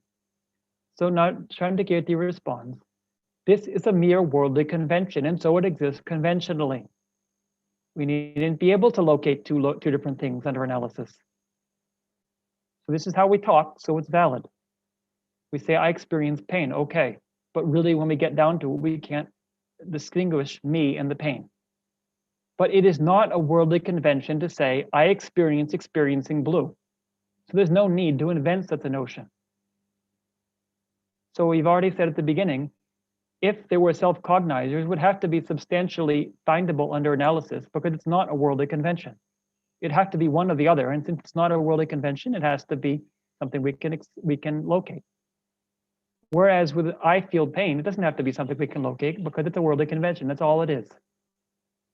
Now we could say, okay, but that's a wrong worldly convention, whereas saying I see blue is a right worldly convention. But really, in either case, if we actually try to pinpoint what the two things are, it's problematic. If you say I see blue, well, who sees blue? Does your eye see blue? Okay, your eye sees blue, but your eye is not you. So why is it appropriate to say you see blue? And you could say, well, my eye is me, but then if it's me, well, how can it be my eye? I can't possess myself, and I don't experience it that way. I say my eye, I don't say, I sometimes, if my eye is in pain, I say my eye is in pain, or I say I'm in pain. So are you both your eye and the possessor of your eye? All of these things, when we really analyze them, we can't locate them. We can't locate a me separate from my eye, but it's also clear that I'm not my eye. If I was my eye, then I'm not my ear, and then if you hit me in the ear, that shouldn't hurt either. Or if I was my eye, then if I lost my eyes, I wouldn't exist anymore. But this definitely isn't the case either. So it's a worldly convention, like everything else. Everything else that we talk about and make any kind of notion about is merely a worldly convention. But when we analyze it, we don't locate it. But when it comes to self-cognizers, there's no worldly convention. Nobody says that. It's not how we talk about the world. We don't say right now, I'm experiencing blue. So there's no need to make such a philosophical notion. So finally, we have one other way to approach this. This is from Shantideva, who, as I mentioned, Tsongkhapa considers his view to be similar to Chandrakirti's. This is another way to understand memory. If we don't have self-cognizers, how do we remember things? So he gives the mouse poison analogy. So I don't know if there's such a thing as a poisonous mouse. Although actually, while I was looking for a picture of a mouse biting somebody, I did find out there is such a thing as rat bite fever. So it is possible people get bitten by a rat and they get a very serious illness afterwards. So this might be what they were talking about. The idea here is that somebody gets bitten by a mouse or a rat. It's actually the same word in Sanskrit and Tibetan, so we don't know whether he meant one or the other. And then they don't, at the time when they're bitten, they're poisoned, but they don't know they're poisoned until later when they experience the result of the poison. So Shantideva says here, this is the opponent arguing with him because he negates self-cognizers. They say, if self-cognizers don't exist, how is consciousness recalled? This is exactly the same argument that we had before. So Shantideva responds, like mouse's poison we recall, conjoined with other experience. So what does this mean? So the example is broken down into 5 parts. So you have the mouse bites you, you experience the bite. and the poison enters your bloodstream. You don't experience the poison. But then later in the summer, it says, when you're actually it's the example it gives about a marmot. I don't know why, but a marmot is another animal you might know. So the marmot gets bitten by a mouse, and then in the summer the marmot remembers the bite, and at the same time is experiencing the effect of the bite. You know, they're experiencing this swelling, for example, where the bite was. So by remembering the bite, you remember the poison, because I remember when that rat bit me, it was poison. So now when you associate them together, when you think about that bite, you think about the poison coming into your bloodstream, because you now know that's what happened, even though at the time you didn't experience it. So likewise, you experience blue. This is like experiencing the bite. The eye apprehends blue. So this is like the poison entering your system. There is an eye consciousness that's existing then, but you don't experience the eye consciousness. But then you remember blue, and by remembering blue, you remember the eye consciousness in conjunction with that. So you remember them, you associate them together in your mind. So I don't know, you have to ask if this is a good example, something we debate about. And what does it mean? Because some people say that, Shanti, for example, Kedrip So we have Kedrip one of the main followers of Tsongkhapa, and Tsongkhapa, and then other followers like Tenzin Gache, who was the author of Sarajay's textbooks and how he interprets this. So Kedrip is quite explicit, and in Shantideva's system, at the time of a eye consciousness or any consciousness, you don't actually know you have it. This seems to be what he's saying. You don't actually know that you're conscious of things. But when you think back on it, you are aware that you were conscious, because you are aware of having been conscious of something. So you intuitively know, it says implicitly, you know of consciousness, but you don't actually experience it. But because it's associated in your mind, you never notice, never like a big deal. This strange thing. How did I know anything?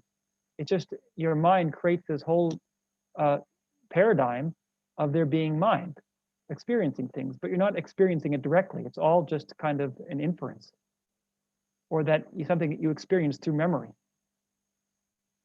Now, at least according to Jaitan Trigi Geltsen, Tsongkhapa is of the opinion. So I say this because in Tsongkhapa's text it's not totally clear, but Tsongkhapa seems to say that you do experience the consciousness, but it's not direct experience. This is a very important distinction.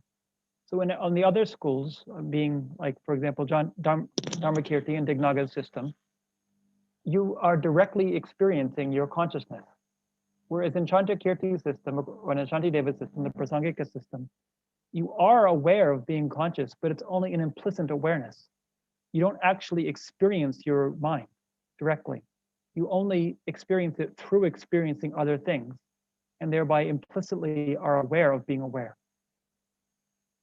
So an example of implicit experience, for example, if I look in front of me, there's no elephant in front of me, but I don't directly experience the lack of elephant, right? That's not something that appears to my mind, to my eye consciousness. What appears is a room with no elephant in it, but implicitly I know there's no elephant there, because I know what an elephant is, and I know that if it was there, what it should look like, and that if I should see it. So I directly experience it in the sense that I don't have to use any kind of inference, but it's only an implicit understanding. It's not an explicit in the sense that there's actually something appearing to my mind that I'm therefore judging. It's rather a matter of what's not appearing, or knowing it through something else appearing, and therefore implicitly understanding that it's there or not there. So likewise with mind, it says this is how mind is. We don't actually directly experience our mind. We only experience it through experiencing objects. This is a very subtle point with Prasangika, and it takes a lot of thought. It's something I'm not totally clear on either at this point, because once somebody asked me a very good question, and it was interesting because they expected me to have the answer. Seems like it should be so obvious. because this was somebody who was quite a beginner in Buddhist studies, but they said, well, look, I've read about the Prasangika system. So what about meditation? When you meditate on your mind, and you can experience your mind. Especially we talk about, for example, achieving calm abiding by focusing on your mind. So what happens there? You can't actually perceive your mind. So I'm not sure, but my impression is that what they would probably say, because obviously we all know you can you can meditate, you have all these things appear to your mind. You say my mind is doing this and that, I feel angry, I'm distracted. It's not based on seeing anything externally, right? But what you're really experiencing is the objects of your mind. For example, your memory of blue, which they agree here is true. But you're just experiencing something appearing to your mind, and through that, you know about your mind. You keep having appearances of desirable objects, so you know that your mind is a mind of desire. But you don't directly experience that mind. Now, whether in any case that can happen, I wonder, because this is what's often talked about with like Mahamudra meditation, where you directly experience mind. But it would, at least from what I can tell, it does not seem that any of these systems are saying that you can experience mind directly until someone's a Buddha, when they're experiencing everything at the same time. But it's questionable, and it's something that it's a question to examine. But as I say, all of these things are meant to be ways of trying to conceptually frame what is mind. What can we know about mind? So remember Nicholas Humphrey, what I said would negate him, saying that mind is the knowledge of the consciousness of sense perceptions.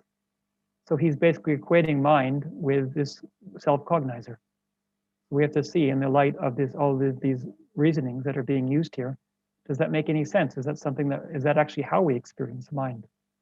And if not, then certainly his system falls apart. But can we posit any kind of materialist system? This is the common current view, where everything that mind is merely a extension of matter, either as being the same thing as matter, as the brain, or an emergent property. But then we have to be able to describe how do they function together? How do they relate? And this is the kind of debate they're using here. So is there any coherent way to posit that as working? So we finished now the digression. So we still have a bit more, about 10 more verses in the epistemology section, but I'll leave those for next time. It shouldn't take, now we've finished, these were the only two digressions, this one and yesterday's. So the rest of the text should go fairly smoothly. So I think we can probably finish next weekend, but there's no need to rush. And so we'll just see, we'll just go through the rest of the verses and then see if we finish. If not, we can do one or two more sessions the next weekend. But for now, if anybody has any questions, please speak up. Otherwise, you're welcome to write them in also on email. I have a question. Yes. Would you agree that the I consciousness realizing the table is sophisticated enough to realize implicitly the absence of the elephant on the table? Generally, yeah, that seems to be the position that's taken. So there's different schools have different interpretations actually. Does the I consciousness itself realize it, or is it your mental consciousness based on your I consciousness? Yeah. But in Geluk, it's definitely the I consciousness that's doing it. Yeah. Okay. Can I ask a question about I was thinking about from the sutra, Sutantrika point of view. Yes. In attentive awareness, I was thinking about the self-knower, and I think in the low-rig text, I think we say that a self-knower experiencing a mental direct perceiver, apprehending blue in the continuum of an ordinary being. Yes. And I've got a question, but we've got a question about this mental direct perceiver. Can we actually, we say a clairvoyance, let's say a mental direct perceiver, as an illustration, mental clairvoyance, realizing another's mind. But can we really have that for somebody who hasn't, let's say, not on the path of seeing and not a Nyāyā being? Can an ordinary person really have a mental direct perceiver? Yes. That's the answer, yes. Okay, because we had different, maybe it's the translations, but we've got different answers from Geshe, and it's quite difficult to get to the bottom of it. So we thought, on the one hand, you've got because there's mental direct perception. If we have a clairvoyance, let's say a Hindu who hasn't entered the path, so mental direct perceiver, clairvoyance, realizing another's mind. Well, if we follow the Buddhist theory that for this for a conceptual consciousness to become a direct perception, then you have to have entered the path of seeing. So, you've got to have had this for a direct conceptual realization. Consciousness apprehending selflessness to become a direct perception, you have to enter the path of seeing. In general, not. In general, all so for ordinary people like us who have not achieved calm abiding, then we only have, in terms of mental direct perceivers, according to the Sautantrika system, right? We have the self-cognizer is a mental direct perceiver. We have the instantaneous mental direct perceiver that occurs at the last moment of eye consciousness. When I'm seeing the pot, then there's a very short, brief moment where I have a mental direct perception of pot, and that is instantaneous. So I don't actually recognize it. It's a mind to which the object appears, but is not ascertained. Actually, in Chandrakirti's system, he rejects that. But in any case, for Dharmakirti's system, that is the case. That's what we have. So. And then we have dreams, which is not a direct perceiver because it's a wrong consciousness, but it is an example of a non-conceptual mental consciousness. It's the only one we have that we can recognize. So we don't have any, other than the self-cognizer, which is slightly different because it's not really like a separate mind other than the eye consciousness, which is aware of itself. We don't have an experience of direct mental perception of anything. And Chandrakirti would agree with that. The only way to get that is through concentration. And so, well, actually not the only way, but the best way. I'll say in a minute what I mean by that. But so for a normal person who wants to do that, they can achieve calm abiding and achieve special insight. And with the unification of calm abiding and special insight, then they can achieve the dhyanas, the concentrations. And then with that extraordinary consciousness, they can then develop special powers, such as to recollect past lives, or to read others' minds, or to know object at a distance. And those are all mental direct perceivers. And so the empowering condition, rather than being, for example, my eye, for my eyesight, is the concentration itself. So that's strong enough to then generate perception without having to rely on physical sense powers. And I said there's a few other examples. So somebody can have clairvoyance in isolated instances without having achieved calm abiding through several things. One is if they have karma from a past life that's carryover that could cause that experience. One is through the power of someone else. So they are influenced by a great teacher, a great lama, or by a god. For example, people who are mediums, then they experience that God actually causes something to appear to their mind, or through certain objects. I mean, it's sort of similar that like somebody blesses an object somehow and it affects their mind, but it's not very controlled. It's not something like with the meditation where they can have access to that whenever they want it. Okay, it just seemed a little bit odd that we say that. You would have it's not the clairvoyant who hasn't entered the path, who's not a Buddhist, but there's not the meaning generality is not the appearing object, but it is the actual, what's the appearing object for that clairvoyance, the actual, the other person's mind.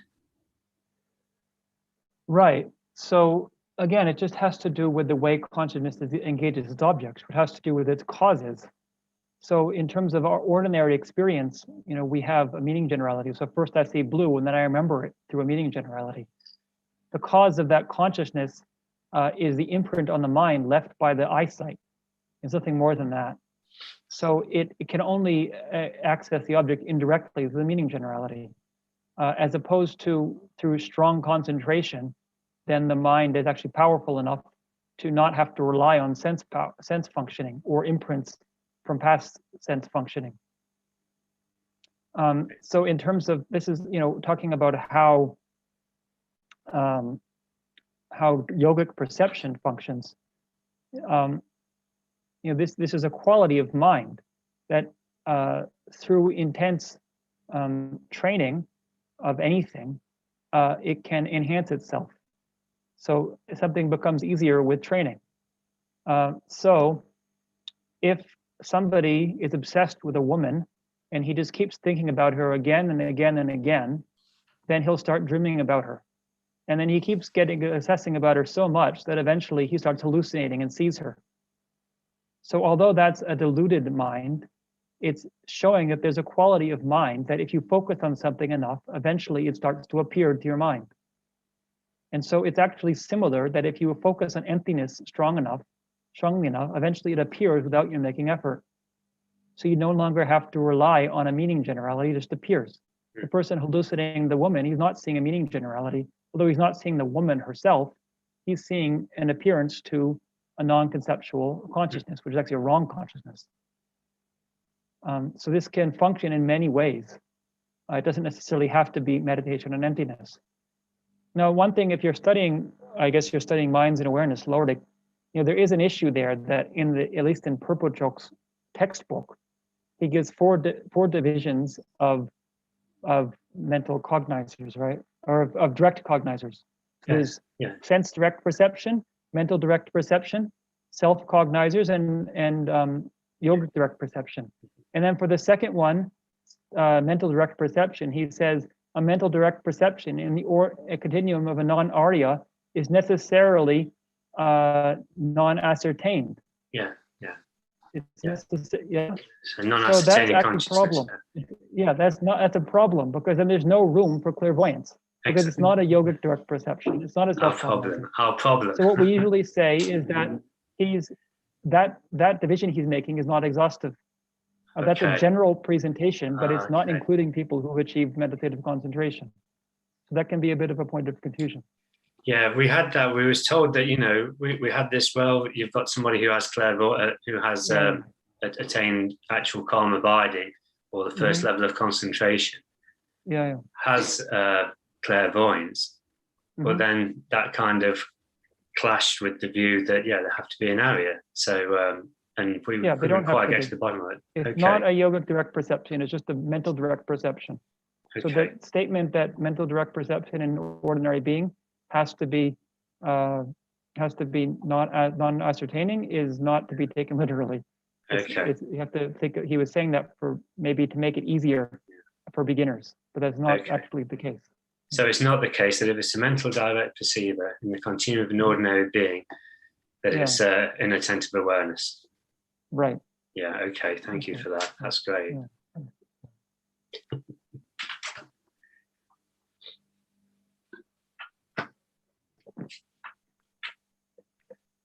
I have a question about the experiencer. So if I understood correctly, when thinking about the memory, the experiencer is established on the memory, as illumination is established upon what has been illuminated. But and then I wonder if that's how I understood it. Then, if one experiences pain, then why is it? How is it experienced or established as something that one wants to get away from? Like how is it established as suffering or anything else? Is it only in the second moment when one thinks back upon the first moment of pain and then relates it to some experiencer which you then somehow connect with? Okay, that's a very good question, and I'm going to think about how to answer that. I think what I would say is twofold. So in the case of pain, you have the pain itself and you have your resistance to pain, which are two different reactions and do not necessarily have to go together. So the first is the pain itself, which is a period experience of suffering, yes. And that is actually the ripening of a karmic imprint. This is how it's understood in this system. It's impossible to experience pain without having created a cause for that experience. So you might argue, well, what if somebody, has no karma to experience pain? What if they get stabbed? Actually, according to this system, in that case, they would not feel pain. The reason we're born into a body that has the potential to experience pain is due to karma. And then every experience we have is due to karma. And the way we experience it is also due to karma. It's with karma meaning imprints on the mind based on past actions and thoughts. So although we aren't aware of it, we've created a particular negative imprint in the mind that then ripens as this experience of pain. So somebody who doesn't have, the more negativity they have, the pain could actually be stronger. But in general, it's just simply that it's the ripening of that past mental imprint. But then there's the immediate reaction to it. So like you said, wanting to get away from it, right? So this is a very important point because we can't actually get rid of the karma right away. It's much harder, but we can change our reaction to it. So the Buddha himself gave this analogy. He said, now what if somebody were to throw a dart into your arm? That would hurt a lot. You'd be in pain. Now imagine somebody then threw a second dart into the same place. The pain would be exponentially worse. So he said the first dart is like physical pain. The second dart is like the mind that resists the pain and sees it and reacts with anger, anguish, and worry and anger, all these other emotions that we have about the pain. So with meditation, it's very hard to get rid of the first one, but we can definitely make an effect on that second dart. This is something that's been proven through studies of mindfulness meditation. People who've trained in mindfulness meditation, they do not have the same reaction mentally to physical pain. And over time, the physical pain itself diminishes because a lot of physical pain is the result of our worrying about it. The more we focus on it, the more painful it becomes. And the more we say, this pain, I hate this pain, I want to get rid of this pain. That's very interesting because as I said, what is pain other than the experience of pain? So how can we get angry at pain or think I want to get away from it? But the more we think that way, the more it creates a feeling in our mind, like an experience of being something separate. And I want to resist that and push that away. So the first step in meditation is to start to just be able to be present with the pain without reacting to it. And then, in the long run, it's possible to eventually eliminate the imprints in the mind such that you no longer would be in the position where you would actually experience it at all. But that's a much deeper level of realization. Okay, thank you. So you can say that the pain and me experiencing the pain are both results from causes before. That's right. The pain is the result of the cause before. But when you say me experiencing the pain, the feeling, I want to get away from this pain. I don't like having pain. This is uncomfortable. That's something you're creating right now. I mean, it's habitual. Okay. So it's not like you just choose to feel that way, but that's something that you have control over, that you can actually change that reaction through training. Okay. I'm still fussy about, like if someone would ask me, who experienced the pain? And I would say I experienced the pain, but I wasn't focusing on myself. I was focusing on only the pain in the moment, but it was still, I was very much present as a cognizer. That's again due to habituation. This is what Chandra Kirti's point was. We have a habitual way of thinking, of framing our experience in terms of me and my possessions, not just like my clothes, but my pain and my body, this and that. When we actually analyze it, we can't locate me separate from any of those things. But that's habitually, even though we think, oh, I'm just experiencing pain, there's no me here. But underlying that, there's a very subtle sense of an I. And this So is the Buddha identified as a problem. It's actually a misconception. It's a framework of a viewing experience that is not referring to something that we can find within the experience. no, it's only valid within the illusion. So Right. yeah, okay. So Thank you. it's something that we can investigate. Okay.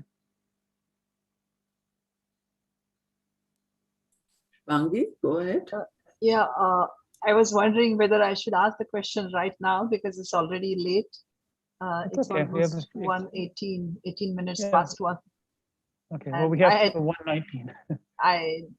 I don't want anyone else to, I don't want to It's keep okay. them Oh, away okay. from their. Anyone lunch. is welcome to leave at any time. If they're experiencing pain, it's their own karma. So don't worry. Not your fault. My question was actually that we started the discussion with valid cognizers, and then we went through many things, many arguments and counter arguments. And so I think I lost a little bit of some connections, and so I'm wondering whether we could establish valid cognizers.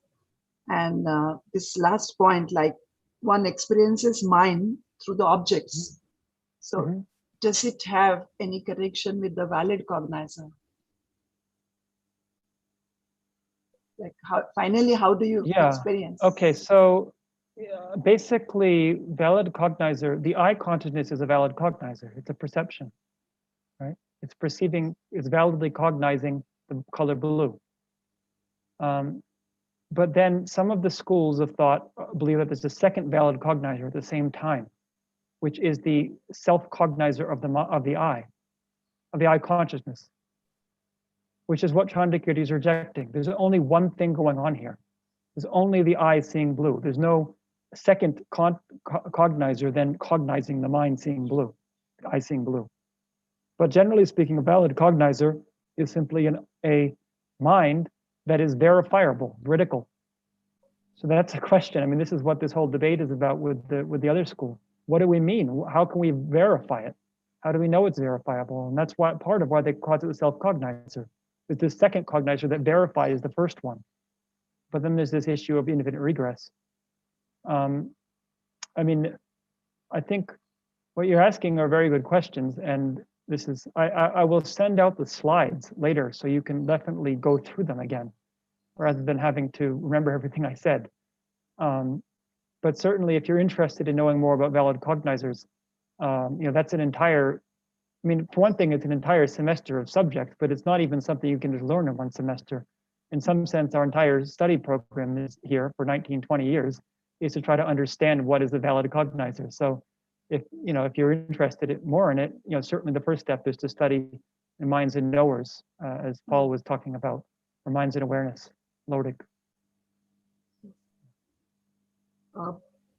So, I mean, it is like valid cognizer is generally, it's not Buddha's mind. Does it mean that way?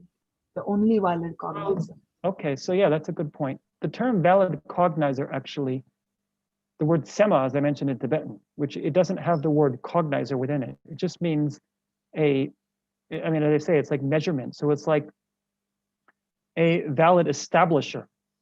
So that word can be, actually doesn't necessarily mean a mind. We say that there's different kinds of sema. There's generally 4. There's mind sema, so a mental valid cognizer. Be a person who's a valid source, we might say. A valid source, which is a scripture. So a scripture is correct and therefore it's valid. Or a, what was the last one? I had it in my mind just now. Valid speech, which actually is similar to the valid text, right? So there's really 3, we might say: the text, the person, and the mind.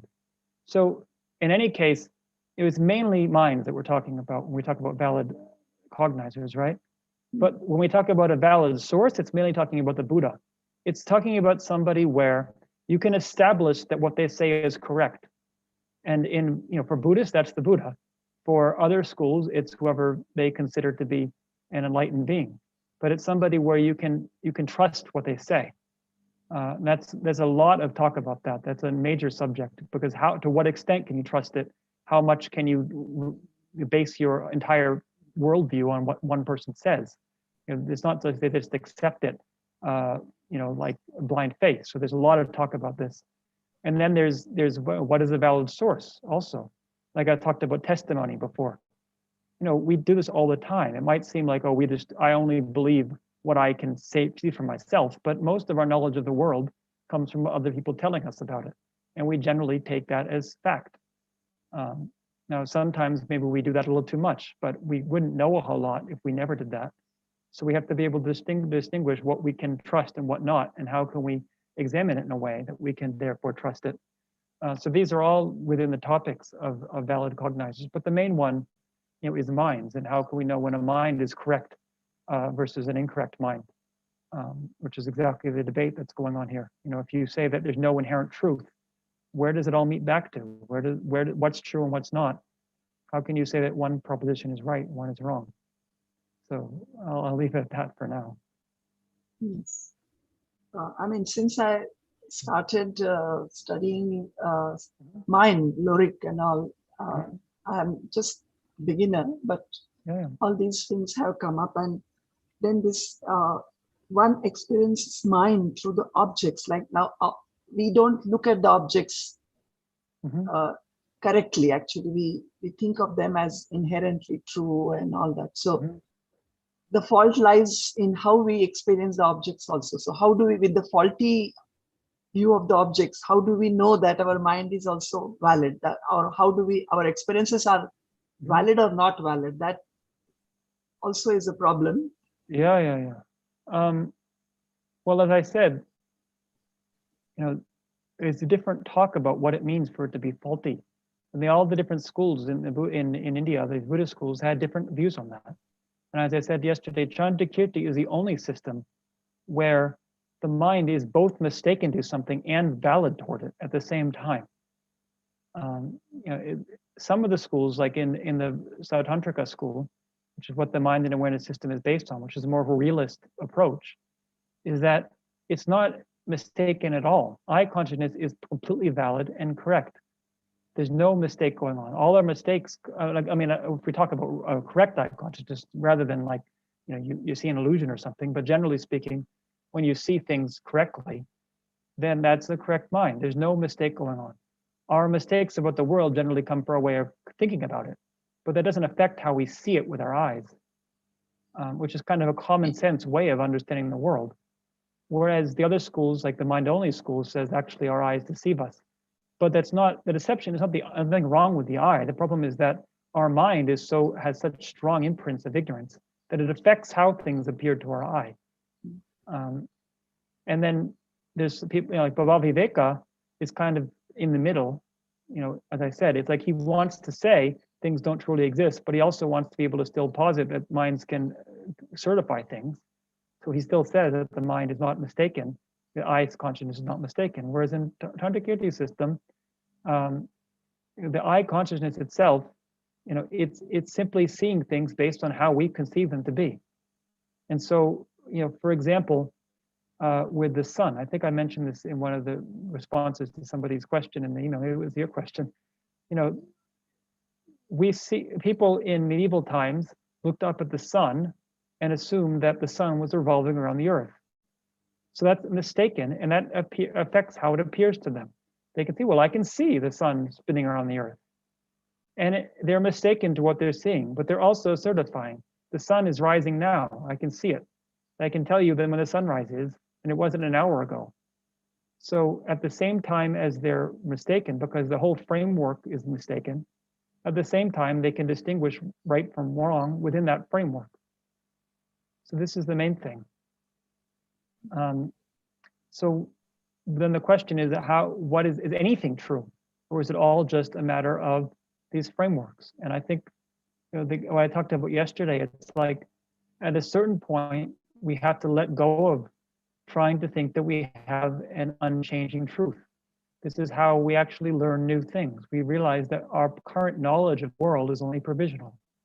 It works within our current level, what we currently have as knowledge and perception, the tools we have to work with, the evidence we have, we can construct a paradigm that explains that. But eventually we might have to discard it because we might find things that contradict it. So we can't ever say it comes back to something that is incontrovertible by any means. Now, in the Buddhist philosophy, there is the idea that an Arya being can directly perceive emptiness, and this won't be contradicted by anything. It's not a conventional truth, it's an ultimate truth. So this is something, that, obviously is a point of contention with the other schools. And so it's important, and I can't get into it too much now, but it is saying that there is an ultimate truth that can be experienced. Even some of the Buddhists didn't agree with that or didn't understand it, according to Tsongkhapa. Some people before Tsongkhapa, Tsongkhapa feels that he doesn't say I'm the best, but he does say basically that, citing other Tibetan scholars, he said none of them really interpreted the Madhyamaka system correctly. And some of them went to the extreme. So one of them, Chapa Chökyi Sengye, who was a scholar, who believed that emptiness was inherently existent. And then another one, Mok Loden Sherab, who believed that emptiness was not an object of knowledge. So he says they're both going to an extreme, but they're both making the same fundamental error. They're believing that if an Arya being's direct perception of reality experiences something, then that thing must be able to withstand analysis and therefore be inherently existent. But in the first case, Chapa Chökyi Sengye is saying, yes, it experiences emptiness, so emptiness is inherently existent. And then Mok Loden Sherab is saying, well, if it experienced emptiness, emptiness would have to be inherently existent, so it doesn't experience emptiness. And emptiness can't be experienced at all. It's not an object of knowledge. But Tsongkhapa says both cases, they're not understanding the emptiness of emptiness. So when you experience reality of a pot directly, you experience the pot's emptiness. But if you then went to try to find that emptiness, you'd only be left with the emptiness of that emptiness. You wouldn't find the emptiness itself, because also it's contingent upon other things. So this is why there's a difference between being ultimately true and truly existent. So I don't want to confuse you too much, but this is in Tsongkhapa's philosophy. You have to distinguish very subtle distinctions. It's not just semantics. This mean very different things. And if you look at how they're structured, it's possible there's a real truth. At the same time, everything depends on everything else, and nothing is established by its own nature. I guess some problems arise because of our attempt to talk about something which cannot be described using language, which is a convention. So maybe the confusion that arises. makes it hard. It's as not if just it was. language. Sorry. The problem is that it's not just language too. Yeah. Thoughts are very much related with language. The Buddhist philosophers recognize that. We can only think about things to the same extent we can talk about them. And so, that was also, as I said yesterday briefly, this is a distinction between Tsongkhapa's system, where it's actually possible to have correct conventional language, correct conventional valid cognizers, and inferential understanding of emptiness. Whereas in, for example, the system of Gorampa, who was one of the great Sakya scholars, that's not possible. It's only possible to experience emptiness directly, but any statement we make about that, it cannot be correct or verified, and we cannot verify anything within the conventional world. There's nothing established by valid cognizers other than emptiness. So it's useful just to understand that this wasn't just something that was taken for granted. There's a lot of debate about this because it's clear it's not something that can be easily described or understood. But in either case, perhaps we could say these are themselves conceptual systems that are used to help us overcome our own wrong views. So they might be useful for different people. Maybe neither of them is really explaining exactly how things are in and of themselves. So I think maybe we can, there's one question here in the chat. So, and I'll go to that, and then maybe if people have more questions, you're welcome to write in, but I think we might want to stop here. So when you experience pain, is it the physical pain or the mental unpleasant reaction to the physical sensation? So the thing is, there's two different, actually in this case, there's two different minds, right? It's different than in the case of the self-cognizer where I said there's not two different minds, but we mix them up. So we have, that's something in meditation we can actually distinguish. We can start to recognize the physical sensation and the mental reaction to it and distinguish and separate them. Whereas with the self-cognizer, we can't. No matter how much you meditate, you won't be able to recognize there's the experience of blue and the experience of experiencing blue, because it's simply not two different minds. If it was, we should be able to distinguish them. And according to these philosophers, in their experience, you can't. But certainly with the pain, you can. You can distinguish between your physical pain and your mental reaction to it. And oftentimes it can feel like the same thing. We have to be very, it's good to have, you have to have good concentration and also with some degree of wisdom to have distinguish that. So let's do the closing prayers, and then any other questions I'd be happy to address during the week on email. Okay. So may the precious supreme bodhicitta not yet born arise. May that arisen not decline but increase more and more. Samsara and nirvana lack even an atom of inherent existence, and cause and effect independent arising are in betraying. I seek your blessings to discern the meaning of Nagarjuna's thought. These two are mutually complementary and not contradictory. However many sentient beings there are, may they quickly be freed from all sicknesses. May all the sicknesses without exception of our transmigratory beings never occur again. In all my life, never separated from perfect gurus, may I enjoy the magnificent Dharma. And by completing the qualities of the grounds and paths, may I quickly attain the state of Vajradhara. By the force of the victorious one, Tsongkhapa, acting as a direct Mahayana virtuous friend in all my lives, may I never turn away from me for even a second, the purest path highly admired by the victorious ones. May I and all other sentient beings meet the teachings of the victorious one, Losang Dragpa, who lived an eminent life endowed with pure morality and a brave heart in doing the Bodhisattva's extensive deeds, and the yoga of the two stages, the supreme transcendental wisdom of non-dual bliss and voidness. Like the earth, water, fire, and wind, medicines and wood in the forest, may I always be enjoyed by all sentient beings as they like and without resistance. May I hold all sentient beings more dear than my life. May sentient beings hold me most dear. May all my virtue ripen on them, and may all their negative karma ripen on me, and may all my virtue ripen on them. As long as any sentient being has not been liberated from samsara, may I abide in samsara to help them, and even though I achieve highest enlightenment. May I become just like a wish-granting jewel, just like fulfilling all the wishes, like a wish-granting tree, filling all the hopes of transmigratory beings. By merely seeing, hearing, or thinking about or remembering me, as well as by touching or talking to me, may all suffering be instantly pacified, and may there be happiness forever. Due to all the past, present, and future merits collected by me, the numberless Buddhas, the numberless sentient beings, which are completely empty of existing from their own side, may I, who am completely empty of existing from my own side, achieve the state of full enlightenment, which is completely empty of existing from its own side, and lead all sentient beings who are completely empty of existing from their own side, that state which is completely empty of existing from its own side by myself alone, who am completely empty of existing from my own side. I fully dedicate all these virtues to be able to train just like the hero Manjushri, who knows reality, and just like Samadhavata as well. I fully dedicate all my roots of virtue with the dedication praised as best, beyond victorious ones with 3 times, and that I have good conduct. For the Dharma King Tsongkhapa's way of Dharma to flourish, and may all signs of obstacles be pacified, and all conducive conditions be complete. Due to the 3 types of merits, 3 times of myself and others, may the teaching of the victorious one, Losang Dragpa, shine resplendent forever.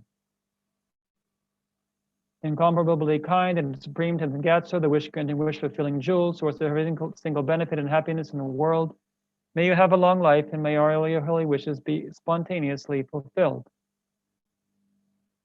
You who uphold the subduer's moral way, who serve as the bountiful bearer of all, sustaining, preserving, and spreading Manjuna's victorious doctrine, who masterfully accomplish magnificent prayers honoring the three sublime ones, save for myself and others, your disciples, please live long.